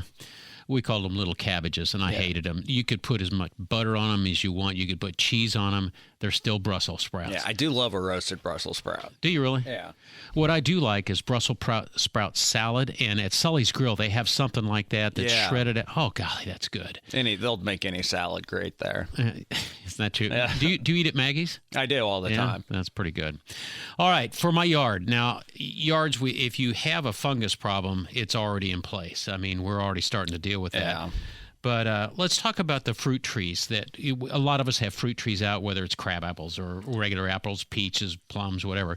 What would you recommend this year for a good crop? So a lot of people get so excited. They see all these blooms on their trees, and then all of a sudden you have, if you have a peach tree, you have clusters of 3 or 4 peaches on your small little peach tree. And weighing 4 pounds each. Exactly. Yeah. And these branches can't hold more than 2 pounds, each. So really, early on, you need to pare back some of those blooms. So if you have a little cluster of 4 or 5 peaches forming, it's going to be hard, but I'd pare that back. Yeah, a lot of the growers have 2x4s or 2x6s with big notches in them, and they'll actually prop them up because they want the yield. And if they can, if you can prop it up, that's great. Yeah. I think the tree should be a little bit older before you're doing that. Otherwise, that's a lot of fruit for a little tree to put together. Yeah. Exactly. All right. How about mulch? We did our spring mulch. It smelled good. It looked good. Now we're faded. in the middle of summer. So you can always kind of re-top dress, and as it heats up, we don't want to water our plants every day. We want especially shrubs and trees, to get that deep watering, so the ground has to stay wet longer, and that's what a thick layer of mulch can kind of help with. Jack Phipps from Allisonville Home and Garden is set in here with us, taking the place of Pat. And let's talk about one more thing, and that's mowing, because as we start to see what I'm going to just call yard stress. Is there anything we can do for the yards? So kind of cut back on your mowing. So if you're cutting it at 1 inch, try 1.5 inches. Go about 1 inch, half inch higher than you normally would. All right. And that way you're not kind of cutting the grass down and taking away its ability to stay I've green. always been reluctant to pour the water to it because I always thought that would shallow root the grass. It wouldn't work hard enough to go deep enough. Yeah. But on the other hand, if you're going to water, let it water for at least an hour, because otherwise it's just going to be surface water and it's not going to do them any good. You really need to start shifting towards those longer, deep soaks that are less frequent as opposed to that kind of daily sprinkle. It's the Home and Garden Show. Allison Lemons, Terry Lynn Stacy, Jack Phipps is in here from Allisonville Home and Garden. Ethan's on break. He's up visiting his family up north. I think he's getting ready for his wedding, quite frankly. I'm Denny Smith. Pat will be back with us next week. We are brought to you by the Michaelis Corporation. We hope you'll reach out to them if you need them. It's 844-FIX-INDY. Right now, give us a call, 317-239-9393. The Home and Garden Show. Here we are on July 5th already. Oh, my gosh. What happened to June? All these 90-degree days, and here we are, July 5th. Did anyone see fireworks last night? I heard them. Did you see them? No, I'm seeing them tonight. You're seeing them? They're all this weekend. I Yeah, mean, they all are. over the place. Where will you go? Go south? Madison Township, their fire department does it every year. So The fire department? That's cool. That's pretty smart. Yeah. That's pretty I trust them. Yeah, Well- if anybody's going to do it right. Exactly. All right, it's the Home and Garden Show. Pat's not with us today, but Terry is here. Jack is here. Ethan is on vacation. I think that's what we'll call it. And Allison was so gracious to step up to do the board. She does that for the Hammer and Nigel show every day during the week. Mm-hmm. You put up with some clowns. That's all I'll say. Oh, they keep me on my toes. Let's just say that. Yeah. No, they're fun. They're fun. Let's talk to Eric. Eric, thanks for reaching out on the Home and Garden Show. What you got? Hey, just a little information on that upside-down house. Oh, yeah. In the Indianapolis West Side. Yeah. My father-in-law was telling me about it because he was in construction. He was a cabinet builder. That was built by a home builder for an advertising piece. It was, I think the motto was, we can build it any way you want. That's pretty good. So, did anybody live in it, or it was just pretty much a place for like a big billboard? It was a tourist thing, but an advertising gimmick. You go inside, he said, and you look, all the clothes like in a bedroom. There'd be shoes and clothes on the ceiling, which was the floor, you know. That's so cool. You go in the garage, and they had I believe it was a 1965 Mustang upside down in the garage. Oh, my gosh. I mean, it's just like you turn the house upside down. Wow, I wish I would have seen it. I don't know when it went away. Eric, did your dad say who the builder was? I don't know. There's an article in the Indianapolis Star, an old article. I've seen it online before. You can look it up about it. You know, it was a current article. Eric, were you just getting ready? Were you getting ready to tell me when it went away? When it was demolished, or whatever happened to it? Well, I don't know exactly. Somewhere in probably only a few years, because I think the article mentioned that, or somebody said that they actually rebuilt it for a person, I think right side up. Sold that house to somebody and built it on their lot. You know, I don't understand. But it was an advertising gimmick. That's cool. That's pretty smart. Thank you for telling us. I think it is pretty smart. Yeah. It's like the lawnmower guy that has a lawnmower shop, and he puts the biggest riding lawnmower on the roof as you drive by. Everybody's looking, how'd that get up there? So, yeah. Remember Dave Wilson's club? He had there was a plane, an airplane coming through. Remember that? Yeah. Yeah. Well, Eric, thanks for calling in, man. Appreciate it. Okay, I love your show. You guys do a good job. All right, and hang on 1 second. Terry, can I put him on hold again? Yeah, I think he's done. Okay. I've been cutting people off, and Terry's holding me accountable. Hey, coming up in the next hour, we're going to do a couple things. We're going to talk to Michaelis about fireworks, prevention, and really what's going on. I wonder how many disasters. Did anybody hear anything about something being burned down last night? No. I haven't heard Not anything. heard about that, but boy, a lot of rattled windows and buildings The shook. fields are really, really dry, and if anything got in there, I did see it's the same old stuff, and I don't know whether this is just television nonsense, pablum for us idiots that watch, but the guy that put 500 Roman candles, he held them, he had a fire suit on, and he had a shield, and he lit all of these Roman candles and just started shooting them off. It was unbelievable. I mean, the guy was in a fireball shooting off Roman candles. And did he survive? Yeah, I watched the whole video. I'm the idiot that watched it. I mean, I don't know how many views You're the he reason gets. he does it again. Yeah, does he make money off of that if some idiot like me starts watching? I think if he gets enough views, he will. Yeah, that looked pretty good. Well, anyway, fireworks are going to be going off the rest of the weekend. Please behave yourselves and count your fingers and toes. That's how many you should have on Monday morning. Don't lose any of them at this point. But Jack did some research on the Japanese beetle. Boy, oh boy, Jack, they're coming back, and they're coming back strong. They're here. I haven't noticed many of our other seasonal bugs coming in yet, but I sure have noticed the Japanese beetles. We'll be talking about that at the top of the hour because everybody wants to know, what can I do? I mean, my email blew up, and so somebody's getting a lot of action. Lady Terry has a craft corner. You want to give us a little preview? Oh, of we're going corner? to, with all of your Independence Day celebrations, I bet you had a lot of corn because corn on the cob was hard to find this weekend. Or, whatever sweet day corn. this is. Yeah, sweet corn. Yeah. Corn on the cob. And so we're going to be doing a craft with corn on the cob. Corn on the cob. How do you do your corn on the cob? Do you boil it? Do you grill it? I do it all the ways. I mean, I've loved corn no matter what. I've done it in a microwave. I've done it on the grill. I've done it boiling in salted water. I just got a message from one of my buddies. We've been invited to a barbecue tonight, and that's one of the things on the menu, so it'll be fun to see that. Let's see. What else do we have? That's my favorite thing about the fair.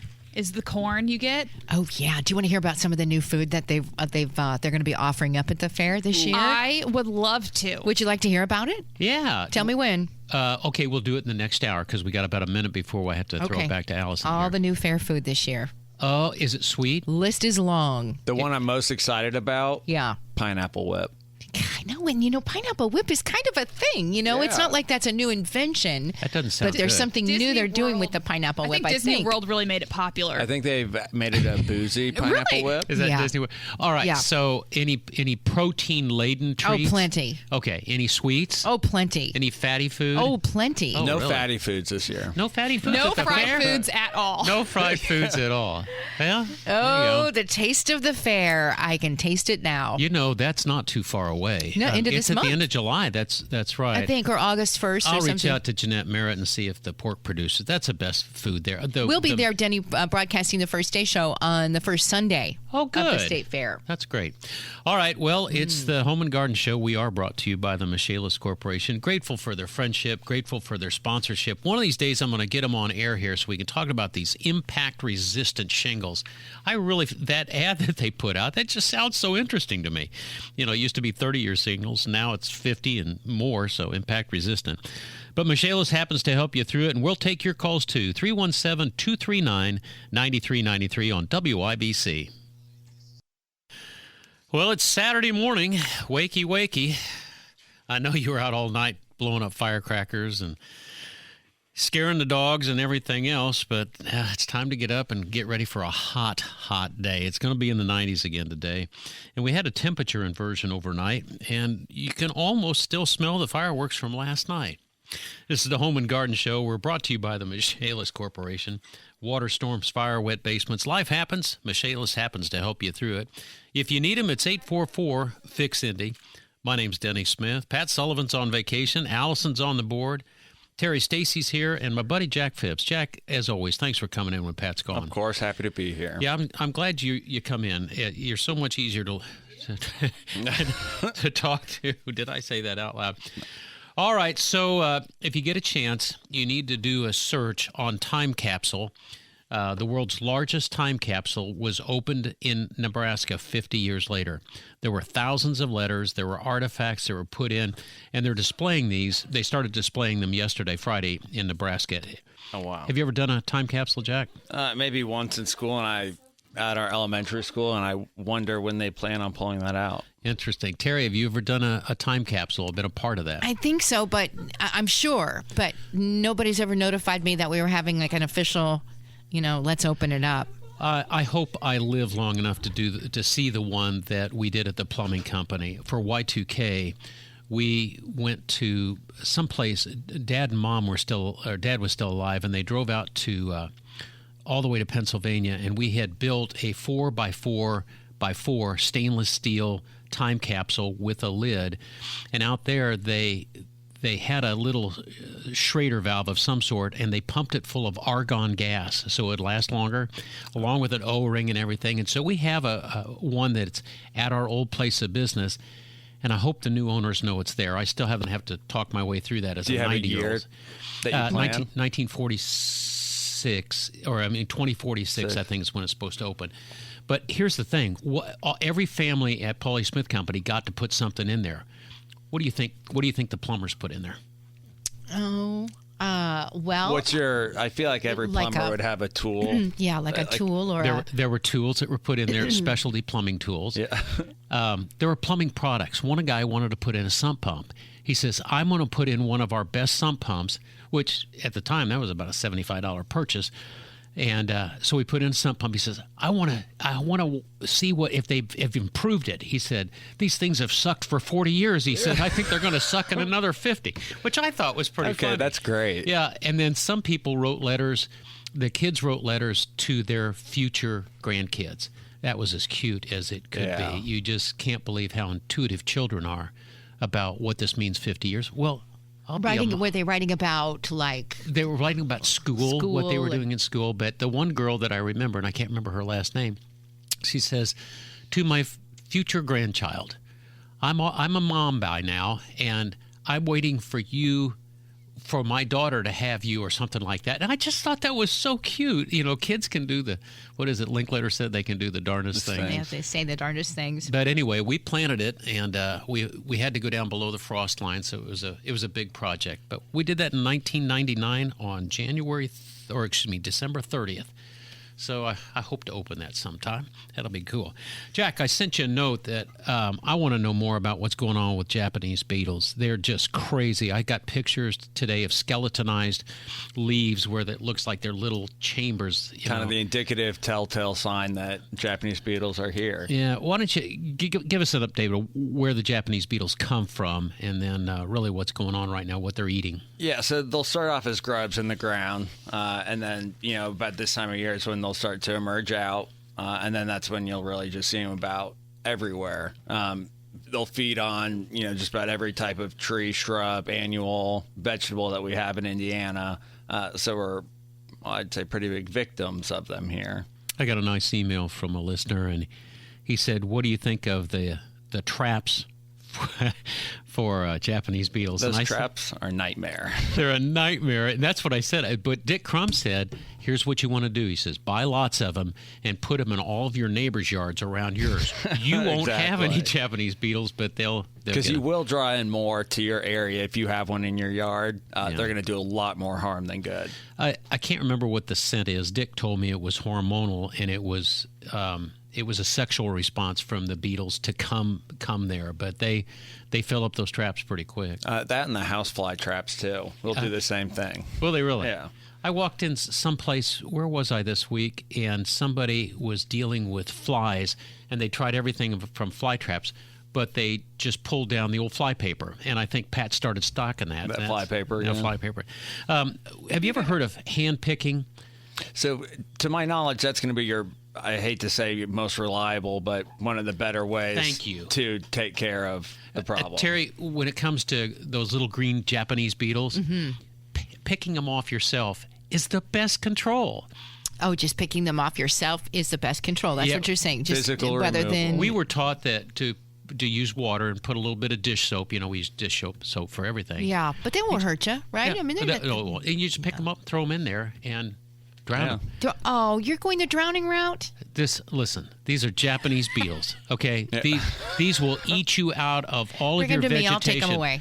If you Everybody have one bring me nice your big Japanese beetles, flower them. rose developing, a Japanese beetle will find its way right to the center of that bud. If you find the most beautiful rose that you've been waiting, an heirloom rose that you've had from grandma and great-grandma, say goodbye if the Japanese beetles show up. If they show up. Really I really have not. We usually have them, and I have not seen any of them, knock on wood, at my house. That means no Japanese beetles. Would that mean she's got her grubs under control? She does. And I have not seen many grubs. Well, that's how you control them. We have had a lot of cotton from the cottonwood, like enough to make a sweater. We should be crafting with the cottonwood. It's not as bad as it was, but it's still floating out there.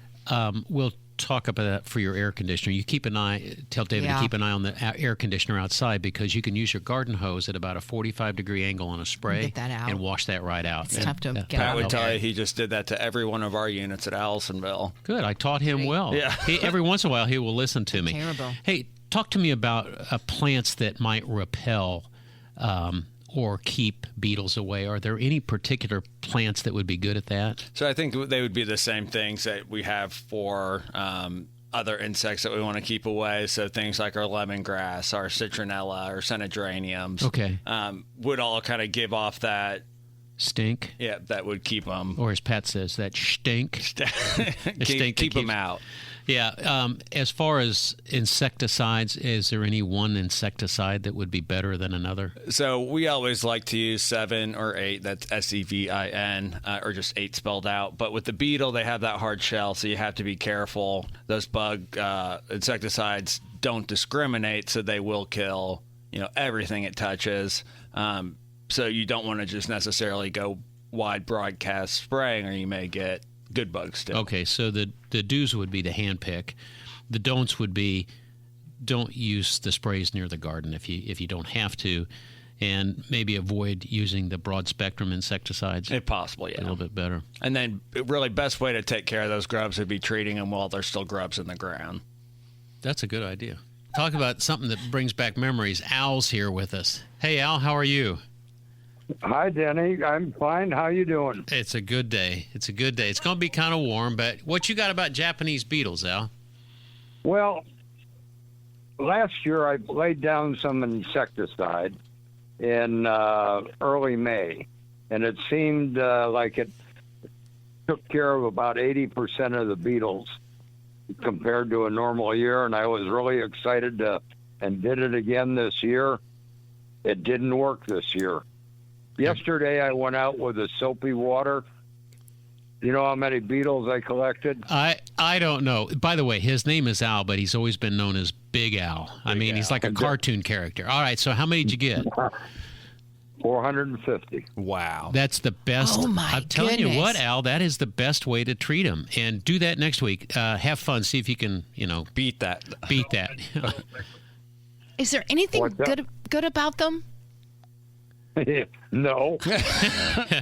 Did I tell you Big Al's very frank? Yeah. You're lucky he didn't say hell no. Just hear I crickets. know. out I mean, here. you would think that, all things, there's something good about everything. There's got to be something good. Technically, they're a pollinator.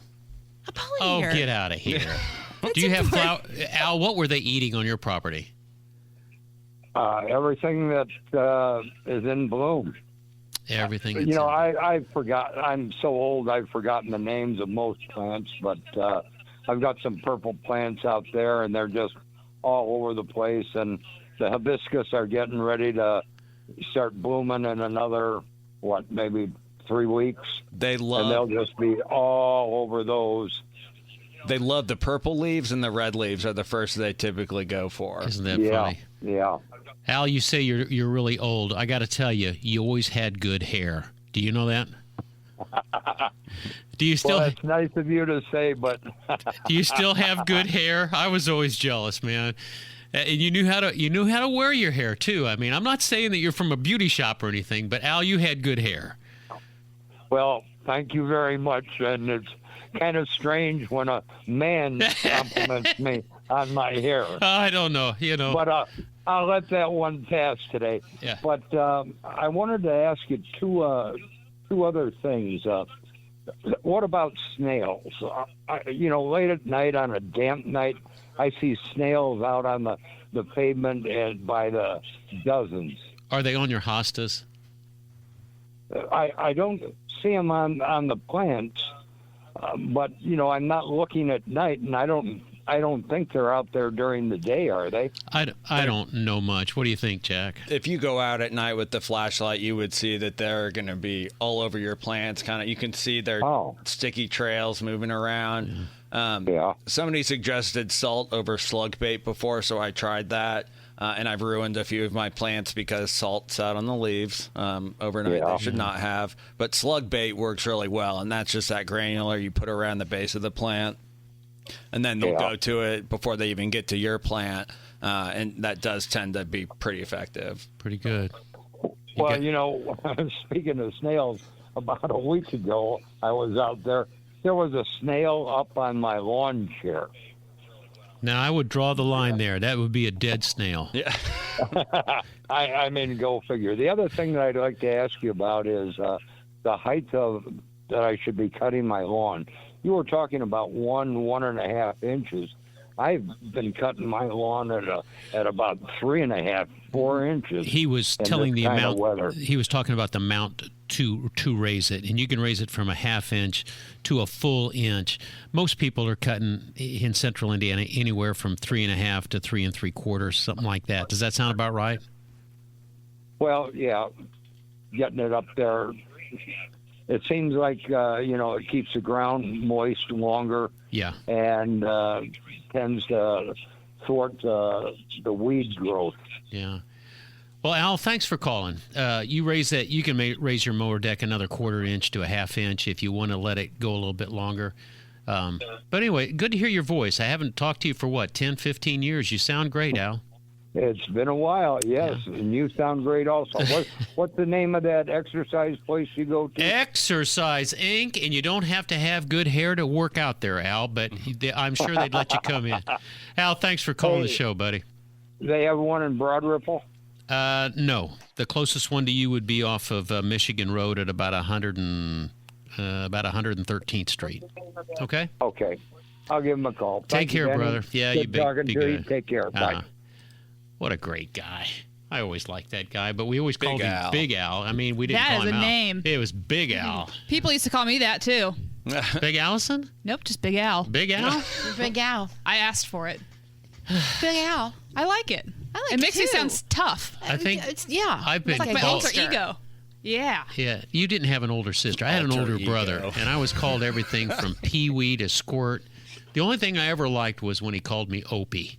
I thought that was pretty cool because I saw Opie on television. Yeah. Okay. And that was the cutest kid in the world. Yeah. You talking about me? No. Ron Howard. Wrong but, Howard.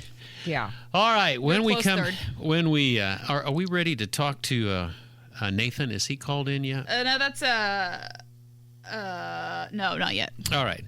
Well, I forgot what hour I'll it tell was. You, yeah, so, I'll tell you what. Why don't you see if you can grab Nathan, and then I'll get Dave here on talk about cherry trees. Hey, David, how are you? I'm doing well. How are you guys doing? Are you known as Big Dave? Well, I used to be, but I'm losing a little weight. That's that's good. What can we do to help you, Dave? Well, I planted 3 cherry trees about 10 years ago in my yard. One is a Montmorency, the other is a Bing, and I forget what the other one is. But last year, all of a sudden, the leaves started turning yellow and falling off of it. And there was some kind of a spray I put on there that helped it. Well, it's back again, and there's like this white powder on the leaves. And what is it? What do I do? You helped us with the diagnosis with that. Jack, you want to take it? Yeah, so it sounds like the yellowing is just that leaf getting stressed out, but that white sounds like the beginning of some powdery mildew. Does it seem like you have kind of white spots on the leaves, and then the leaves ultimately kind of continue to yellow and then fall? Yeah. So it is. So it's been so humid. There's almost nothing you can do to avoid that. You can mitigate it. And in Indiana, there are a lot of fungicides that you can spray. We used to use one called Infuse, but that is one we can't sell in Indiana anymore. But there are 2 or 3 really good kind of fungicides that you can spray. Unfortunately, they're more preventative than a treatment. But you can kind of help mitigate that damage this year by spraying and then just get on top of it next spring. Okay, is this something you guys think I'm going to have to go through, like an ongoing thing? Probably. It would be so ideally like a once a spring thing, and then maybe again towards beginning of summer. But it's not something you'll have to do. It's not going to wear you out, Dave. And there's spray. I think Pat likes neem oil too sometimes, but if you're going to go with fruit trees, you're going to have to deal with fungus of some sort. And so, I guess you're going to have to deal with it. But again, preventative is I really like the shape, and I don't really eat the cherries, but the birds do, and I like watching them. So there will be cherry trees within a half mile of your property that will thank you, because when the birds eat them, they move them around, and there'll be cherry trees from all over growing because of your attitude towards cherry trees. Well, I think I know how it works. Yeah, I know how it works. All right, Big Dave, thanks for giving us a call, buddy, okay? Thanks. Appreciate you guys. I really do. You bet.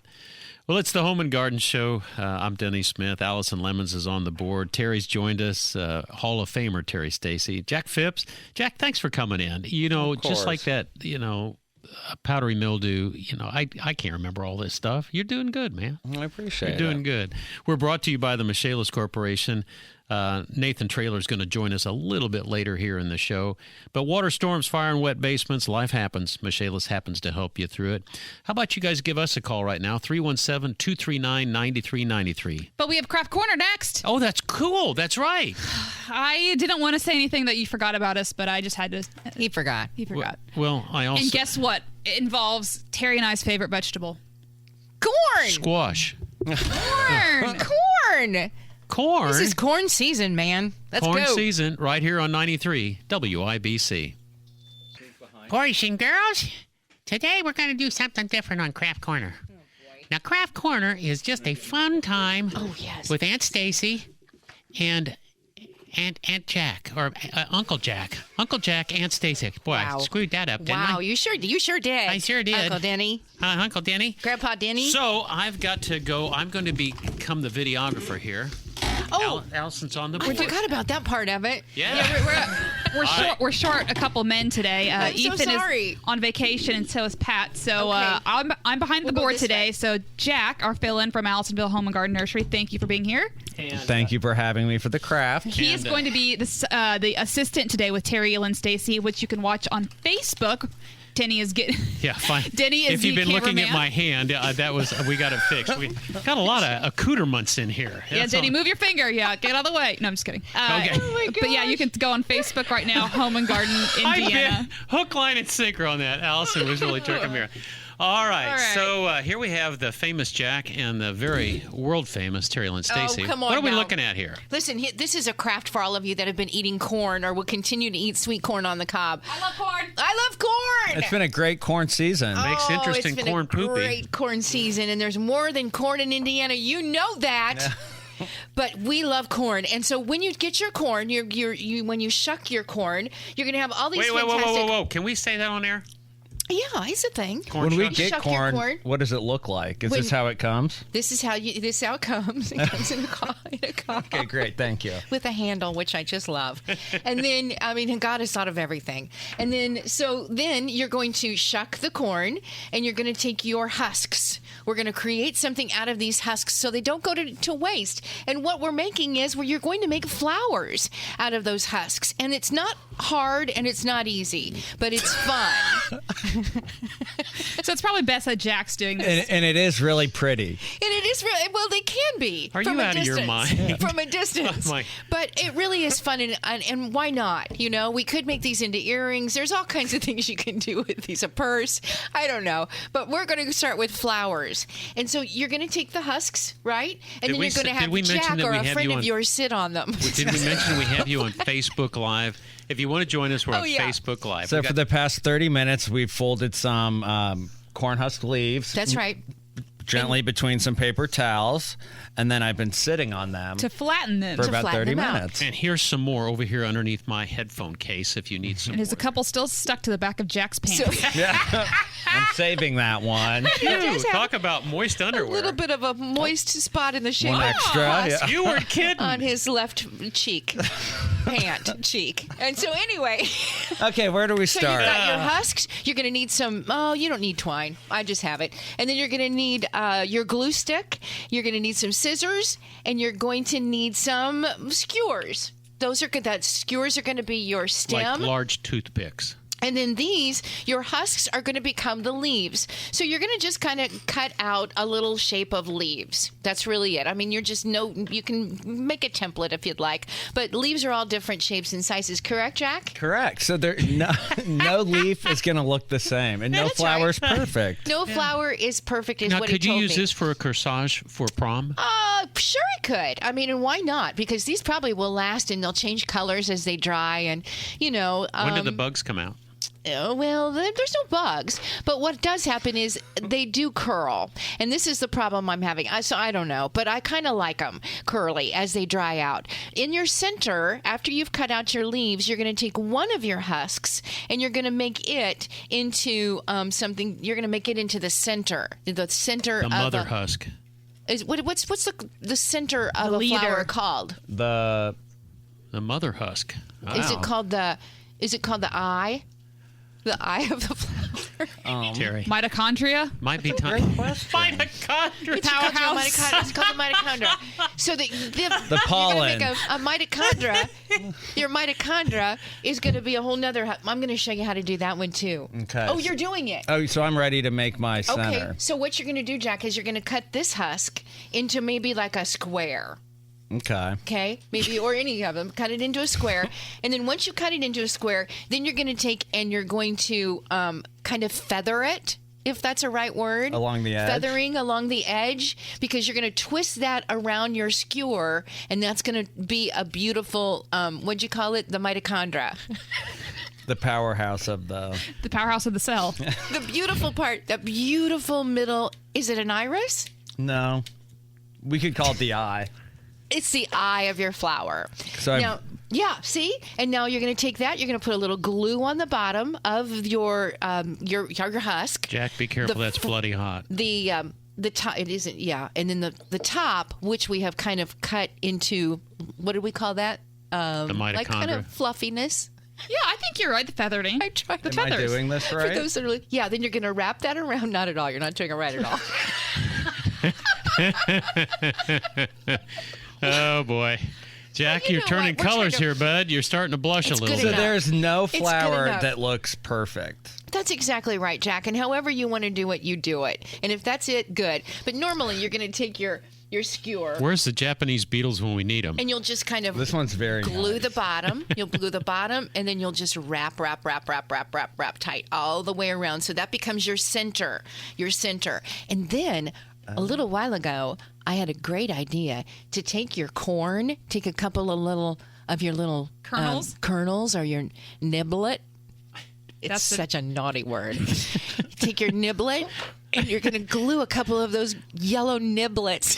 If you do that around here, you got to clean it up, just Terry. fell off. Into your Yeah, I saw that. Did you see that?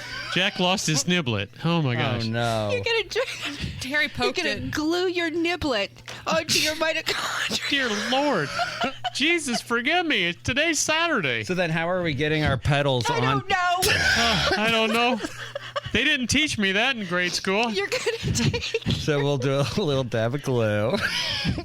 Oh, God. Terry's losing And then it, this folks. is just going to fold on, right? Keep going, Jack. We're still live, man. I will say, it actually looks really cool on Facebook. So Does it? Yeah, You we're up swear? to 34. Yeah, I'm looking at it right 34 now. It's watchers. cute. So I'm making mine Okay. look like a calla lily. And I love what you're doing, and that's why we're here to inspire you. And that's what we're- Either that or make sure he never comes back. So you're going to make each of those husks. I promise you, it's really fun. I know it maybe doesn't look fun, and it's starting to look worse by the minute. Maybe you should stop touching it. Jack looks like he's working with barbed wire. Now look. Look what Jack has done. Look. So he wrapped his around a skewer, and it looks like a cow lily. I love what Jack has done. And You it's don't really need any cute. niblets at all in your mitochondria. No. Because there you go. There you go. Oh my gosh, that made me laugh about You the know, mitochondria. Jack, that sort of looks like a green rosebud. It does, doesn't it? Yeah. Terry? Okay. Well, this is the most creative one yet, and I think it looks cute. You should put it in a little brown paper bag Oh, with Lord. some twine. So bad. And it looks cute. So we'll try again on the break. You know what? Let me just say And this. if anything, you get to enjoy some corn. Maybe. Are those tears of joy? It's a good thing corn is cheap. I will just say that I truly, after doing this for a couple of years now, I think we might be able to get it sponsored if we started to call it Crap Corner. We are full of crap. All right. Wrap it I up, don't kids. know. Well, we did. We're done. Oh, we're done? All right. this is as good as Say it's gonna goodbye, get. Gracie. Okay, bye. Bye. Thanks, Guys. Jack, for Yeah. Thanks for watching, participating in the everybody. craft today. Holy cow. You did a great job. We'll, You did a great job. we'll be right back with your guys' questions up next.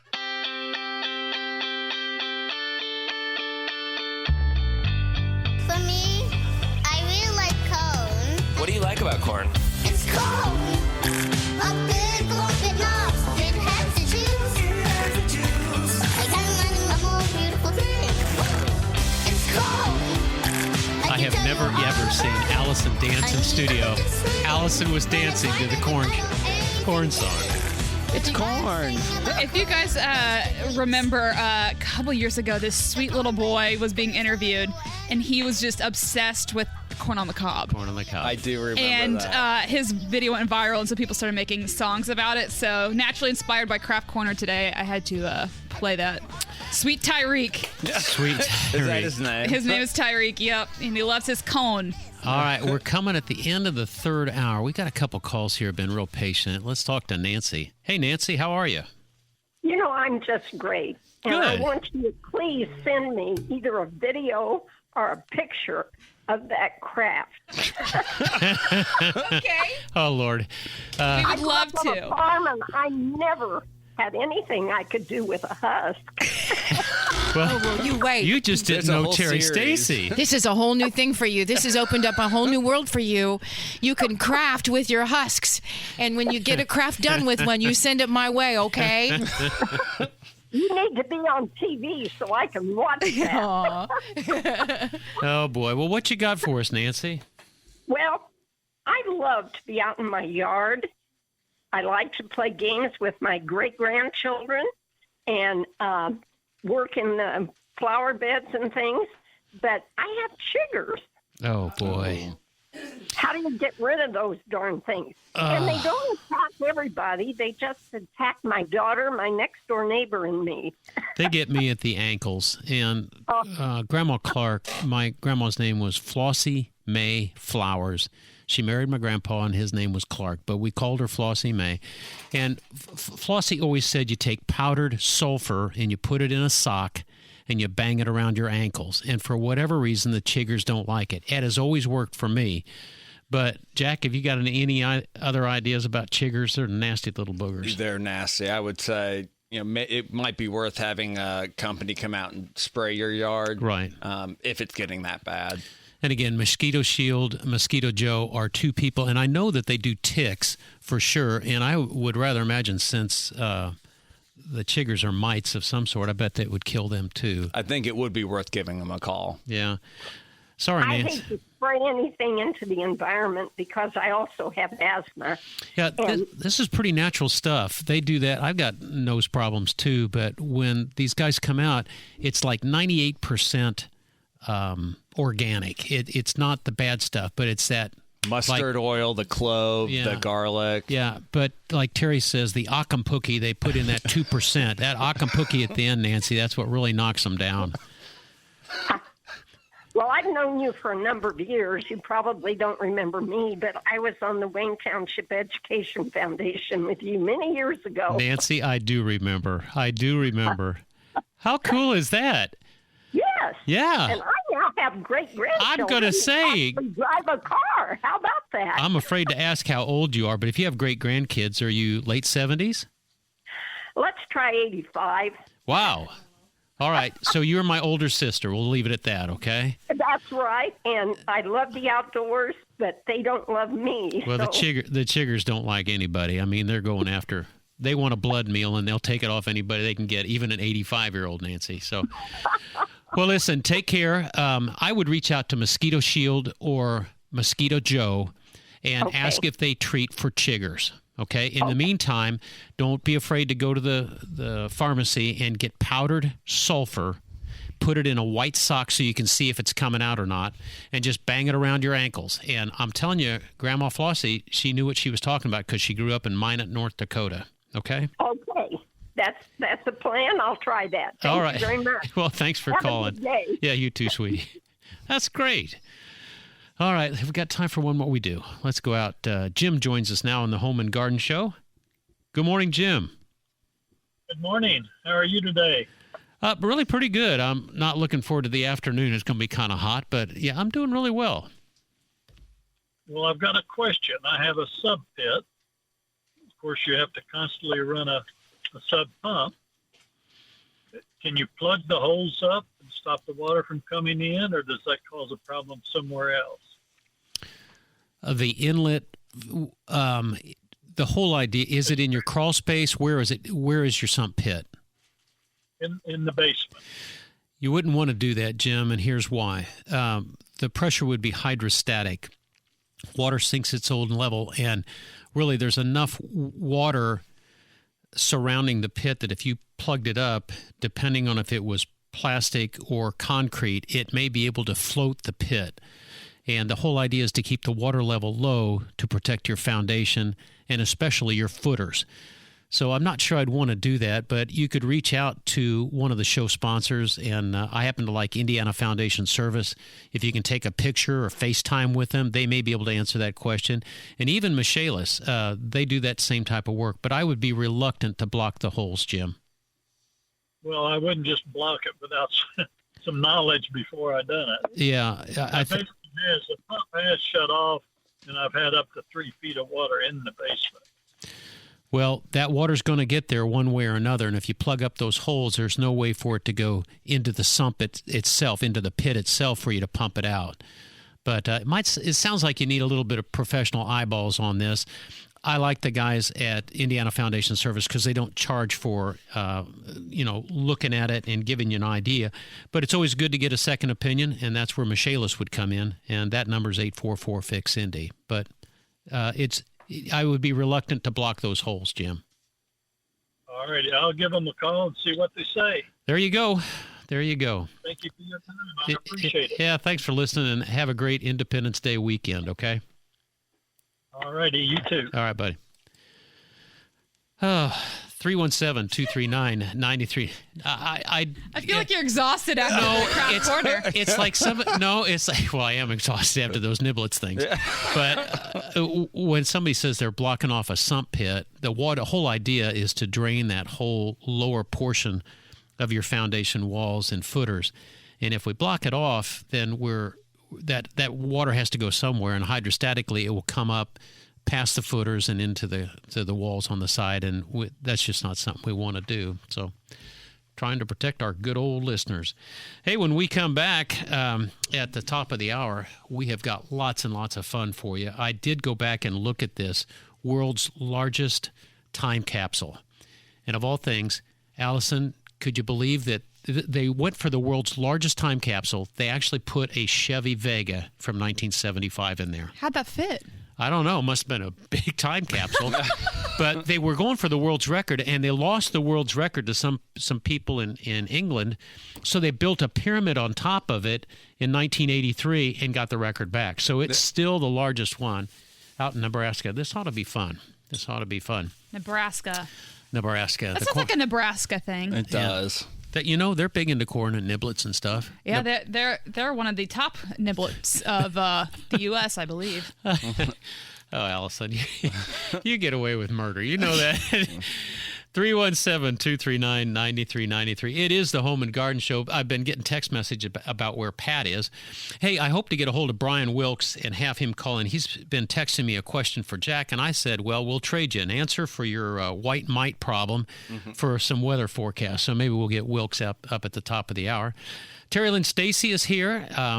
Always good. Terry, what we got going on for tomorrow for the we will be checking in with, do you remember we started talking to a gentleman that was starting a journey around the from Florida perimeter of around the country? Yeah, how's he doing? We're going to check. Oh, cool. We'll talk to him tomorrow. And we're going to be singing. We're going to be doing a lot of singing tomorrow. Sounds good. That's from 11 to 1, and that is known as the First Day Show. You know, it's one of the longest-running shows on WIBC, Terry Lynn. Yeah, it really is for a long time. Many years. Not as good as Pick a Pocket, but anyway. Oh, Pick a Pocket. Pick a Pocket, 239-9393. Again, the Michaelis Corporation, water storms, fire, and wet basements. Life happens. Michaelis happens to help you through it. I hope you behave yourself with your fireworks. Count your fingers and toes. That's how many you're supposed to have tomorrow morning. Don't do anything silly. And if you got kids, if you're going to let them do the big stuff, be right beside them. Have your garden hose ready. And there we go. 93 WIBC. Here we go, powering our way into the fourth hour of the Home and Garden Show right here on 93 WIBC without one of our buddies. Pat Sullivan is on vacation this week, or maybe vacation was last week, and now he's working in Maine at the hardware show in Maine. But we'll have him back next week. Allison Lemons is on the board. Terry Stasis is here, and Jack Phipps. Jack, again, thanks for coming in from Allisonville Home and Garden. It's good to have you, brother. Thrilled to be here. All right, so we had this. We've got people that call in and they text in all the time, and some of them got attitudes. And this next guy, I don't know. Sir, you want to identify yourself, please, here on the Home and Garden Show? I just want to say I'm a big fan of Jack. Denny, thanks for filling in with Jack today. Appreciate that. This is Brian Wilkes calling in from apparently White Mite City. A tiny little gnats flying around my wife's plants. Oh, Gigi's not going to stand. Gigi won't stand for that. Hey, before we go any further, you did a great job on Fox 59 last night for the fireworks big Fourth Fest or whatever we call it here in downtown. Wasn't that a finale? What a finale! That was a really good show last night, and They changed the music up this year too, so it was a great crowd down there. That's a shame what happened after midnight. Yeah. Boy, the group that we were with last night, there were some 20,000 people there, and we had fun, and everyone was happy, and it's just, what a fantastic feel down there, and to have it take such a turn, well. That's incredible. But, boy, it was a beautiful night. And, Denny, you pointed out to the inversion this morning. Yeah, I saw that smoke about 3 o'clock in the morning. I smelled it. We took the dog out to do her business. And, but, Terry, thank you. Yeah. So, by the way, how's your bulldog doing? Jelly's doing really well. Jelly. This guy, these bulldogs are amazing to me. Number one, they think they're human. They don't really care about anybody. They don't care about other dogs. They care about humans. That's all they want to do. And all they want to do is lay in the sun. This guy gets out of bed. I mean, what a charmed life. Gets out of bed. The food is made for him. He eats. He gets a couple of extras. He goes out in the yard. He does his thing, and then he just finds a spot and lays in the sun. I'm like, dude, you're a bulldog. You can't sit in the sun this long. And he wants to be there, and I got to scoop him, get inside, cool off. He lays down and he's a nut. He's a nut. All right, before you give us the weather report, we're going to earn our keep because Jack's going to talk to you about these mites. And are these on Gigi's plants? Yeah, particularly some of these hydrangeas. Like if you get down there and you like to trim them or prune on anything, all of a sudden these little white mites start to fly out. And we put neem oil on them, but I don't know what's going on. So neem oil can help, but anything that's kind of that safe organic treatment isn't going to be as effective as that chemical treatment. And what those little white flies are just little sucking bugs, and they'll hide down in every little nook and cranny that they can. The dreaded sucking bugs. Yeah, exactly. Yeah, that's a radio term, Brian. Sucking. You guys don't have that on TV. Yeah. But really, all you need is stronger chemical insecticide. So if you can go Pat out, always says 7. Is that too strong? 7 or 8 would work. I like 8, I think, because he prefers 7. But either one would really work for you. 3 million comedians out of work. That's right. And then key is spray early morning, a few days in a row, and it should take care of them. Really, that early? Hey, Denny, isn't this a time, and Jack, you can speak, isn't it time that we should prune back anything that bloomed in the spring, right? That's still a Jack question, and the answer to that is yes. And that is yes. There are very few things that don't follow that rule. Okay, well, I got my work cut out for me this afternoon, so thanks, fellas, for the update. I appreciate that. Brian, you're the best. I do have a question for you. You are a lot of times you're broadcasting from the Vic or at Victory Field for the Indians. Yeah. Do you throw out every time you're broadcasting? Are you throwing out the first pitch? No, no. Opening day I have, I think, for the last 3 years, which has been pretty cool. I actually threw out the first pitch before Paul Skeens threw out his first pitch. He went on to the major leagues. I'm still down here at AAA. Yeah. But, yeah, it's a blast. We have such a wonderful partnership with them. And, it actually started when we came to them and said, hey, we got this cool camera. We want to put a camera up here. And from that point on, we've had a view over Victory Field, and I go down. And it is a good camera. Several times a year. And it's always fun. There are folks coming in. Again, I love going to these places where people are coming to just be happy. Yeah. And you're happy to be there. And there's so many people yesterday putting their blankets down and sitting out in the lawn seats. I'm like, man, it's hot. Nothing better than a home run that goes into those lawn seats. I love seeing that because everybody's scrambling for it, and that's just fun.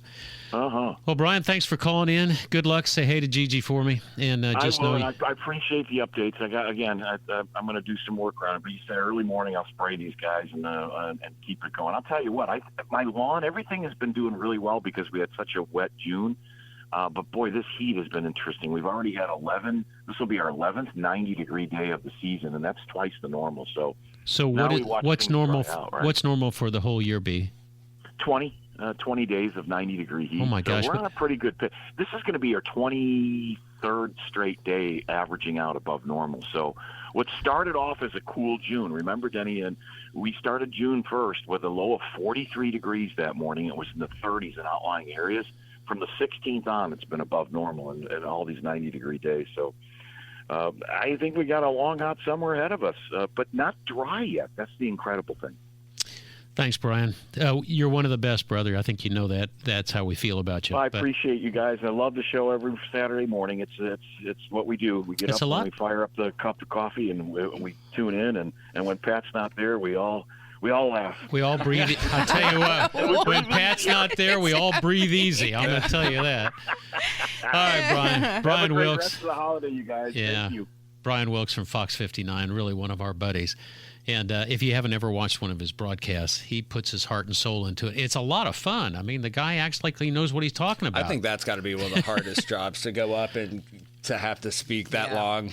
I've had weather people that have been friends for a long time. It is the one part of the broadcast that does not have a teleprompter. I was just going to. Did you know that?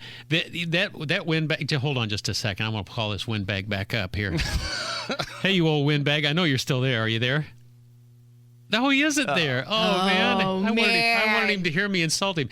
But they do it without a teleprompter. And Stephanie Ortman was a friend, and she would tell us that, you're given a prompt and away you go. But everybody else has teleprompters, but not the weather people. And they have a 3-minute weather update. Yeah, and they have their green screen that they have to look on the left to coordinate with. Tell me how that works. Fox does not. I think their studio is just a real screen. Oh, it's a real screen They now? have the Okay. most up-to-date So explain studio. with the green screen how that works for them.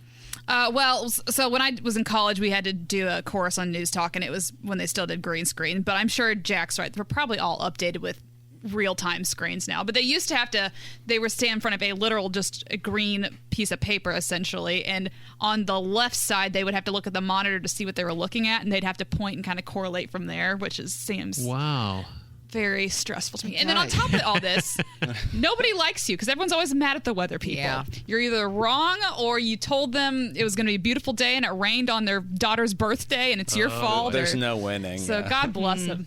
Our weather people here on TV, and maybe this is like in other places, they really are kind of the personalities. They are of the TV. You've got your news people, yes, but your weather people are the ones usually that are going out and throwing out baseballs and going to They're the only schools and telling unscripted. kids about and so they kind of become. I think we've always really been.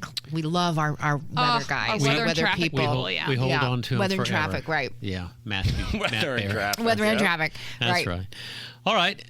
Well, we probably better give Allison a break here. It's the Home and Garden Show. Give us a call, 317-239-9393, right here on WIBC. All right. So we were talking about this time capsule. I want to tell you, this was in Nebraska. It started in 1975, and it was going for the world record, the Royal Academy of Records. They had a world record, and they wanted to break it. So thousands of letters, pet rocks, artwork, a groovy teal suit, remember the old leisure suits, Terry? And a yellow Chevy Vega were all preserved inside this capsule. So think how big this time capsule was. So the people in England couldn't stand that the United States had a world record of the biggest time capsule because they are the base of all history. So they beat it. So this guy named Harold Davison said, that ain't going to stand, and they built a pyramid on top of theirs, and they regained the title. They did. It's a clever workaround. Yeah, you think so? But in 1983, when they found out about it, the family added a pyramid, just the family themselves. There were no sponsors at that point. But they say that 3,000 people put letters in it, letters to themselves, letters to grandchildren, letters to their heirs. But there were a lot of other things that were in there. The plastic was kind of new in the 70s. Remember, Terry? Mm-hmm. Everything was metal or cheap stuff. I'm looking at Terry because I can't look at Jack because I know he was born in the 70s. But I would say that about 80% of the people, from what I'm reading here, were able to get their items, are expecting to get their items back when they open it. So they've left their name and ways to get in touch with them. I think that's pretty cool. I think it's cool. There's some really cool stories that generate from time to time here in the city and elsewhere where people are going into some of the older, near North Side, near East Side, West Side, and some of these homes that have been here forever. And they will be starting to, demolish some of the parts of it and redo and refurbish. And they'll find a letter or they will find something that's been hidden behind a brick. I would love that. Wouldn't you love that? Yeah. And it happens not often, but often enough when people are redoing old homes that they'll find something behind a fireplace or there was a the superstition bathroom. about from people in construction. Do you know what the superstition is that constructors wanted to leave in the walls? A boot.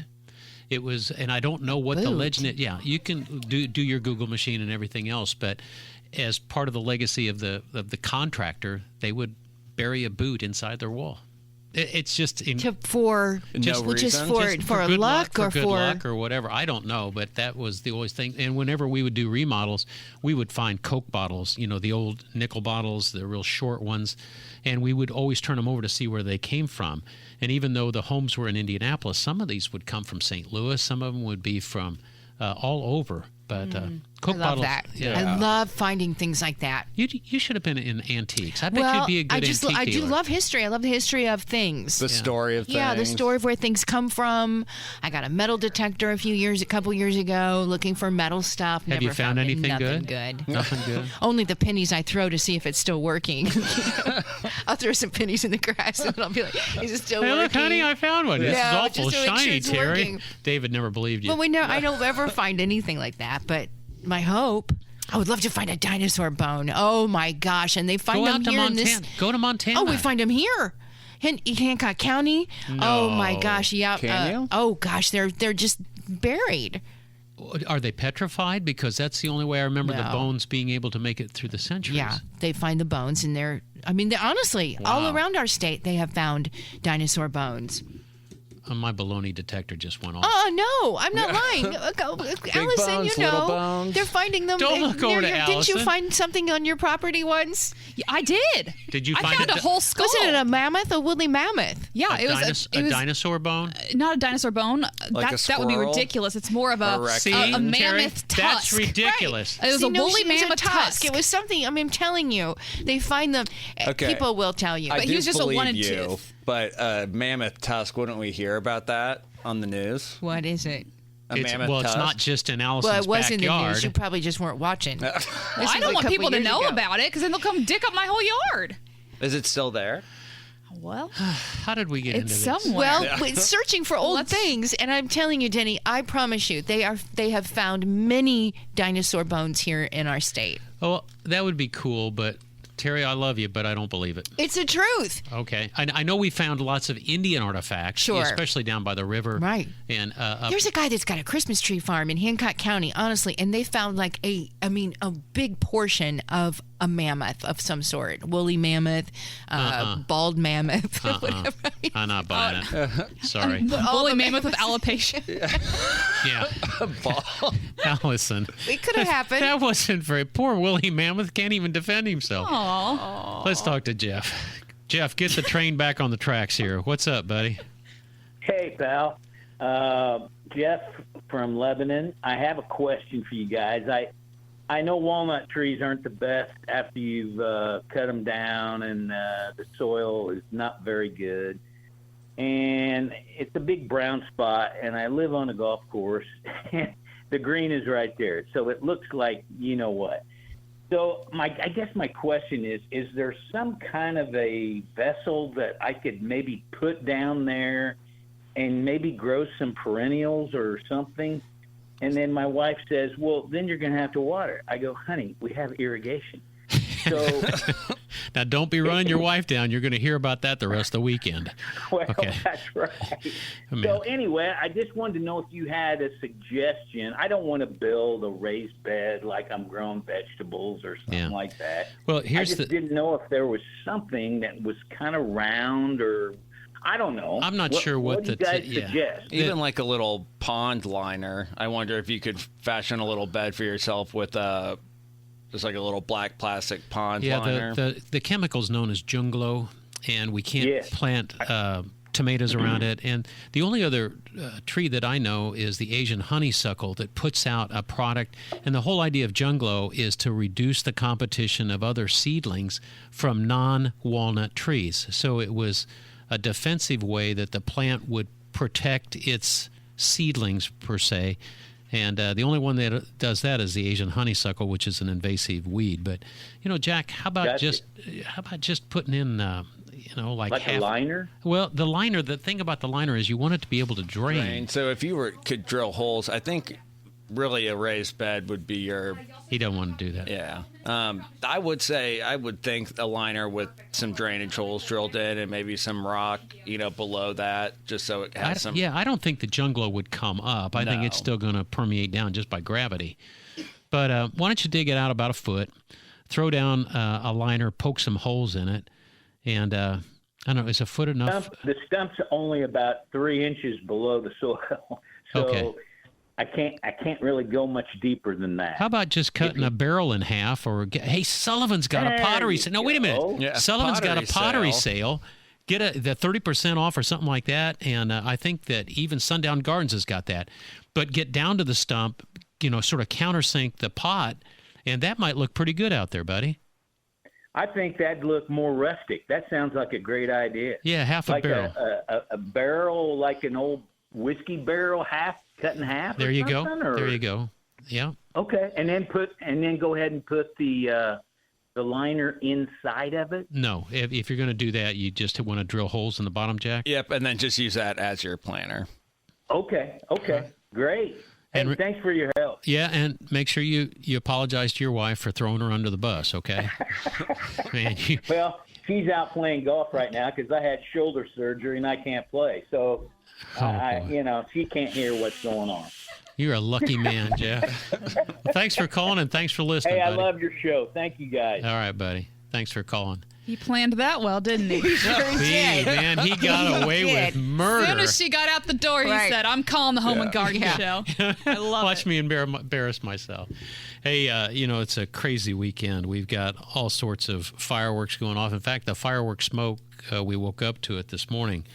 Nathan Traylor from the Michaelis Corporation joins us right now. Talk to us about fire and prevention, brother. Well, I just wanted to say, Denny, you're doing a great job. Stacy, Allison, Jack, you're in the home stretch. You don't need Pat. Come on, you guys got this. You Oh, guys I are love this. Where were you an hour crushing ago? it. Yeah, man, Crushing man. it. I've been listening for a while, and I can hear the fatigue, but you got it. This is the fourth quarter. You guys are doing fantastic. Yeah, how many times have you said that on the rainy weekends when you've got your 750th fan out to dry things out? We got this, guys. It's those happen. Yeah, those are pep talks. They're definitely busy times. But yeah, for this obviously 4th of July, people grilling, hosting, having fireworks out. The biggest thing is to come here and talk about having a plan, and we're kind of post that. But again, we still got the holiday weekend. Fireworks are going to be on sale. People will probably be shooting off all weekend. But just having a plan of making sure you know where a fire extinguisher is. And then the biggest thing we sometimes see as well is people don't turn the gas off after they grill because you're hosting for a long period of time. You leave it on after you get done cooking, making sure you have the grill away from the structure because a lot of people only grill for maybe 5-10 minutes, cook for, their immediate family. But whenever they're hosting, it could be on for hours. And that heat will build up over time, making sure you have smoke detectors in the home as you've got crock pots, access to a garden hose. And then, again, just kind of having a quick meeting place, just basic, simple stuff. And then obviously if it gets out of hand, you need to make sure you call the authorities, call 911, make sure that you have, a place where people can get away from the fire. Don't try to extinguish it yourself unless it's somewhat minor and manageable. But, fire can get out of hand really, really fast.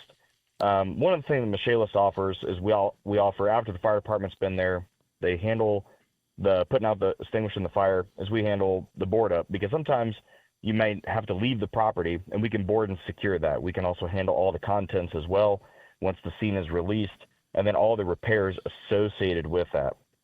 And one thing that we find a lot of times is sometimes clients will be bombarded. And unfortunately, we live in a very technological age, so whenever these events occur, a lot of times they're very public. And so people get bombarded by contractors during an event where it's just fresh. They don't know what to do. They're getting hammered by, hey, we can help you, we can help you, we can help you. And take your time. Just relax. Make sure that you select a good, vetted, licensed, bonded contractor that's been in business over 5 years, so that way you're not getting taken advantage of. And then you thoroughly sit down with your insurance company. You ask the right questions. There's no dumb question because all this is new. A lot of people don't understand insurance policy. So just make sure that you work with a good contractor. You walk through the process. You don't jump to any conclusions. You don't sign anything prematurely unless you know. This is exactly such great what you're advice.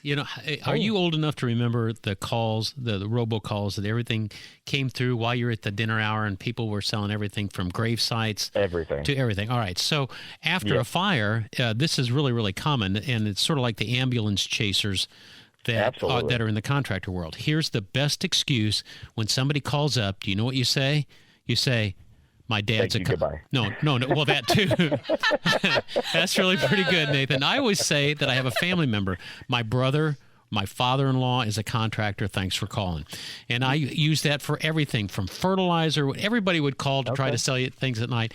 But I got nailed one night when the guy says, have you thought about buying funeral plots? I don't have any family member in so I started laughing at the guy. And he goes, what are you laughing about? Death is pretty serious. I said, I know, but I don't have an excuse to get you off the phone, and just hung up. That's hilarious. I God. will say, a lot of times now, I mean, the calls will come in, but usually whenever the firefighters are still there, people are showing up at the scene while they're still extinguishing the fire. And we hear that all the time. And, and they're uninvited, right? Yeah, so that's just crass. They're not being referred by the fire department, or they're not being referred by a trusted neighbor or their insurance company. They just have people showing up. They're watching their house burn. They're thinking about all the things, and then they just have a barrage of people handing business cards. Hey, we can help. We can do this. We can do that. And the biggest thing is having a contractor that does all of it, not allowing one piece of the loss, puzzle, the whole enchilada. Yeah, that's right. You don't want things misconstrued and people holding, your personal property or contents, and one person doing the repairs and one person doing demo. You want one contractor that way it's easy for the insurance This company. is really good stuff. Thanks for. We got to go now, buddy. But really, this is all good stuff. Thanks for sharing it. Okay. Absolutely. Thank you, guys. And hey, home stretch again. You don't need Pat. You got this. I love this. I know. We should have called him every hour. This helps my ego so much. You guys can invite me. I'll sit in for like an hour and just hang out with you guys. Nobody wants to replace Pat because you're going to take the butt of every joke that we can come up with. Okay. Nathan Traylor from the Michaelis Corporation. Thanks for your time. And the number where you can find Nathan and all the good folks, and this line is monitored 24/7, 365 days a year. It's 844-FIX-INDY.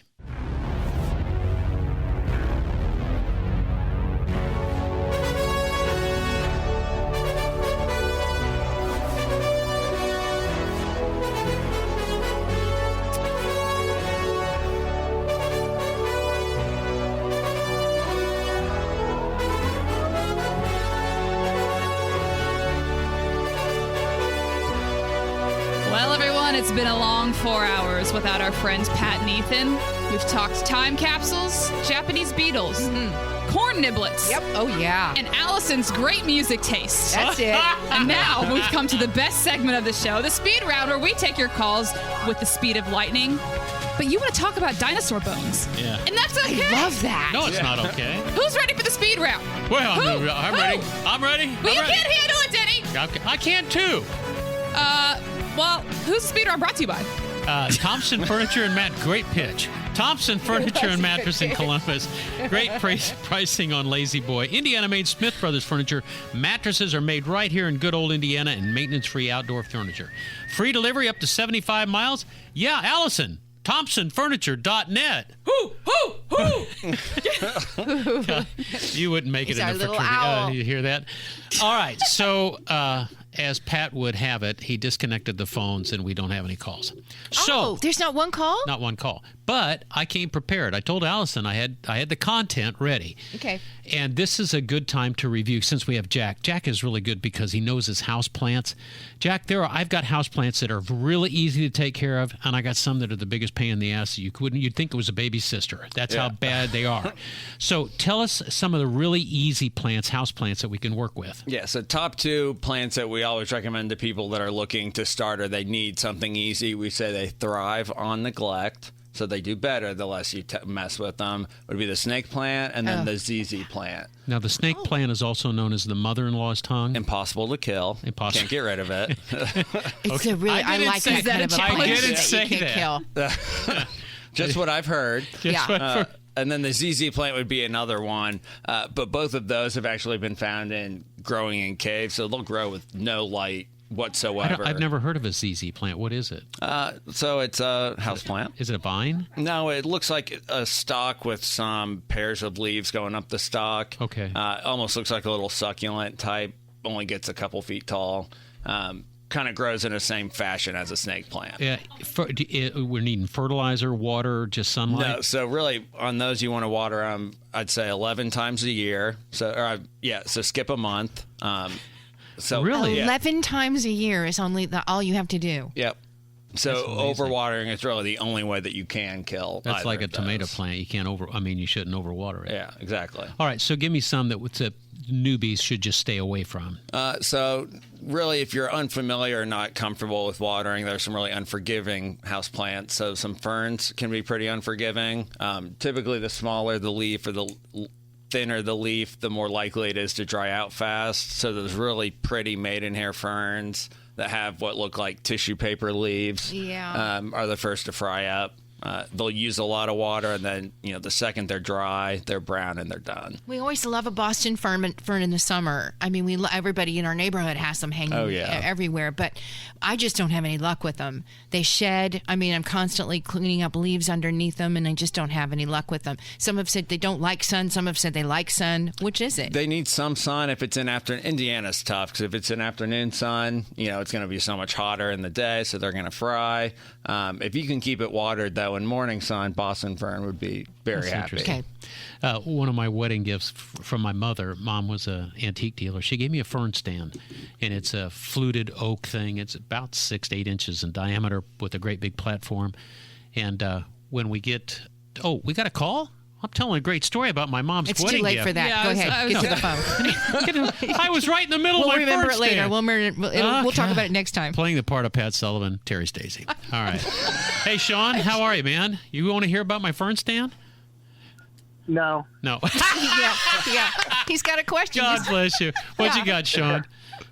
Well, and it is Scott. Sorry. Oh, okay. But, Oh man, I did so well towards the very end. Allison. Yeah. Hey, I'm on the west side of my house. I'm looking to plant some shrubs that are hardy and won't grow very large. Well, you're not asking too much. So I'm guessing west side you have a lot of full sun. We do. So really easy kind of low maintenance shrub would be that Bobo hydrangea. They'll get about 3 by 3 feet. Bobo. But they can be in sun from morning to sunset and be just fine. Terry's laughing at you, Bobo. Bobo. I'm moving right past it. Sean, what type of wall is it? Is it a brick wall? Scott. Is it His name is Scott. Oh, Scott. I'm sorry. I'm That's reading really embarrassing for you. Scott, you're the one that misspelled it. All right. Scott, what is the wall like? Is it a brick wall? Is it a stone wall? What is it? It is a brick wall, and there's some windows there. So all right. It's from a walkout basement, so the windows are not far above the ground. Okay. So even like a little low-mounting Weigelia. So there's some little dwarf Weigelias. Yeah. One's called My Monet. It has a variegated leaf. And then there's one called Spilled Wine with a purple. But that only gets about 18 inches tall, then can spread 3 feet over the years. But that gets a really nice kind of natural mound look to it and then blooms all summer. So Weigelia. That's interesting. Well, Scott, good luck to you. When you have a west wall, there, especially this time of year, you got to really watch them. And the low maintenance ones, at least the watering is not going to affect them. So you've got half a chance. But if it's taking that radiant heat off the wall at the same time, what color is the brick? It's a tan. A lighter color. You might have half a chance. If it was dark, it would absorb even more. You got half a chance. Buddy, good luck to you. If you've got any questions, send me an email, denny@wibc.com. If you didn't get to write down all the names, send it to me. I'll reach out to Jack. Jack's been real helpful this week with answering emails and text questions. So send it to me. I'll do my best to help you. Okay? Scott, Sean, Steve, whatever your name is, you have a good weekend, okay? You too. All right, buddy. Terry, did you have to embarrass me in front of company? In what sort of a way? In what sort of a way you embarrassed me in front of company? To be fair, you embarrassed yourself. We just pointed it out. You're the one that misspelled the guy's name. It started. Okay, we'll give Allison that. She got the name wrong. Yeah. Listen, okay, but that was the only thing. That was the only problem. We've got time for one more, and for God's sakes, I hope it's not about Hancock County. Randy, thanks for calling the show. Randy? Hello. Hi, Randy. Yeah. I just wanted to let Terry Stacy, that dinosaurs do not exist in Indiana except in museums. Oh, thank you for standing up for me, cousin. Right, punch right in the gut. Yeah. Got me right in the gut. Hit her again. Have you got another one? Used to exist. They were here, and I Check wish it I. out. All the fossils in Indiana are marine, and they have maybe found one or two amphibian. Dinosaurs didn't even exist when Indiana was forming. But wait, we have a mastodon that was found in Let the Hancock man County. talk. And The it's man called in. Oh, it's a mammal. Oh, I see what he's saying. Well, not So really, you're but both kind of. right. We're kind of both right? All right, we got 40 seconds, and Allison's got a short fuse because Okay, I I'll missed a talk break. to you at Turkey Fest about it. Okay, sounds I'll good. see you. That'd be great. That'd Randy, be great. thanks, brother. Thank Turkey you. Fest is coming up. Gobble gobble. Gobble gobble. It's a ways away. Yeah, that's a ways away. Well, thanks for listening today. God bless you all. Yeah, God bless you all for listening. Thank you. Pat will be back next week, and it's my understanding that we're going to have a guest with us who plays the ukulele. Oh, I wonder who that could be. A local sports champ. I don't know. I but don't know. Something to look forward to. Well, for we got sure. 10 seconds, so I'm going to take over the mics here. Thanks for not- listening. ours are Our on thanks too. to the Michaelis Corporation. You've been listening to 93 WIBC. WIBC. Woo!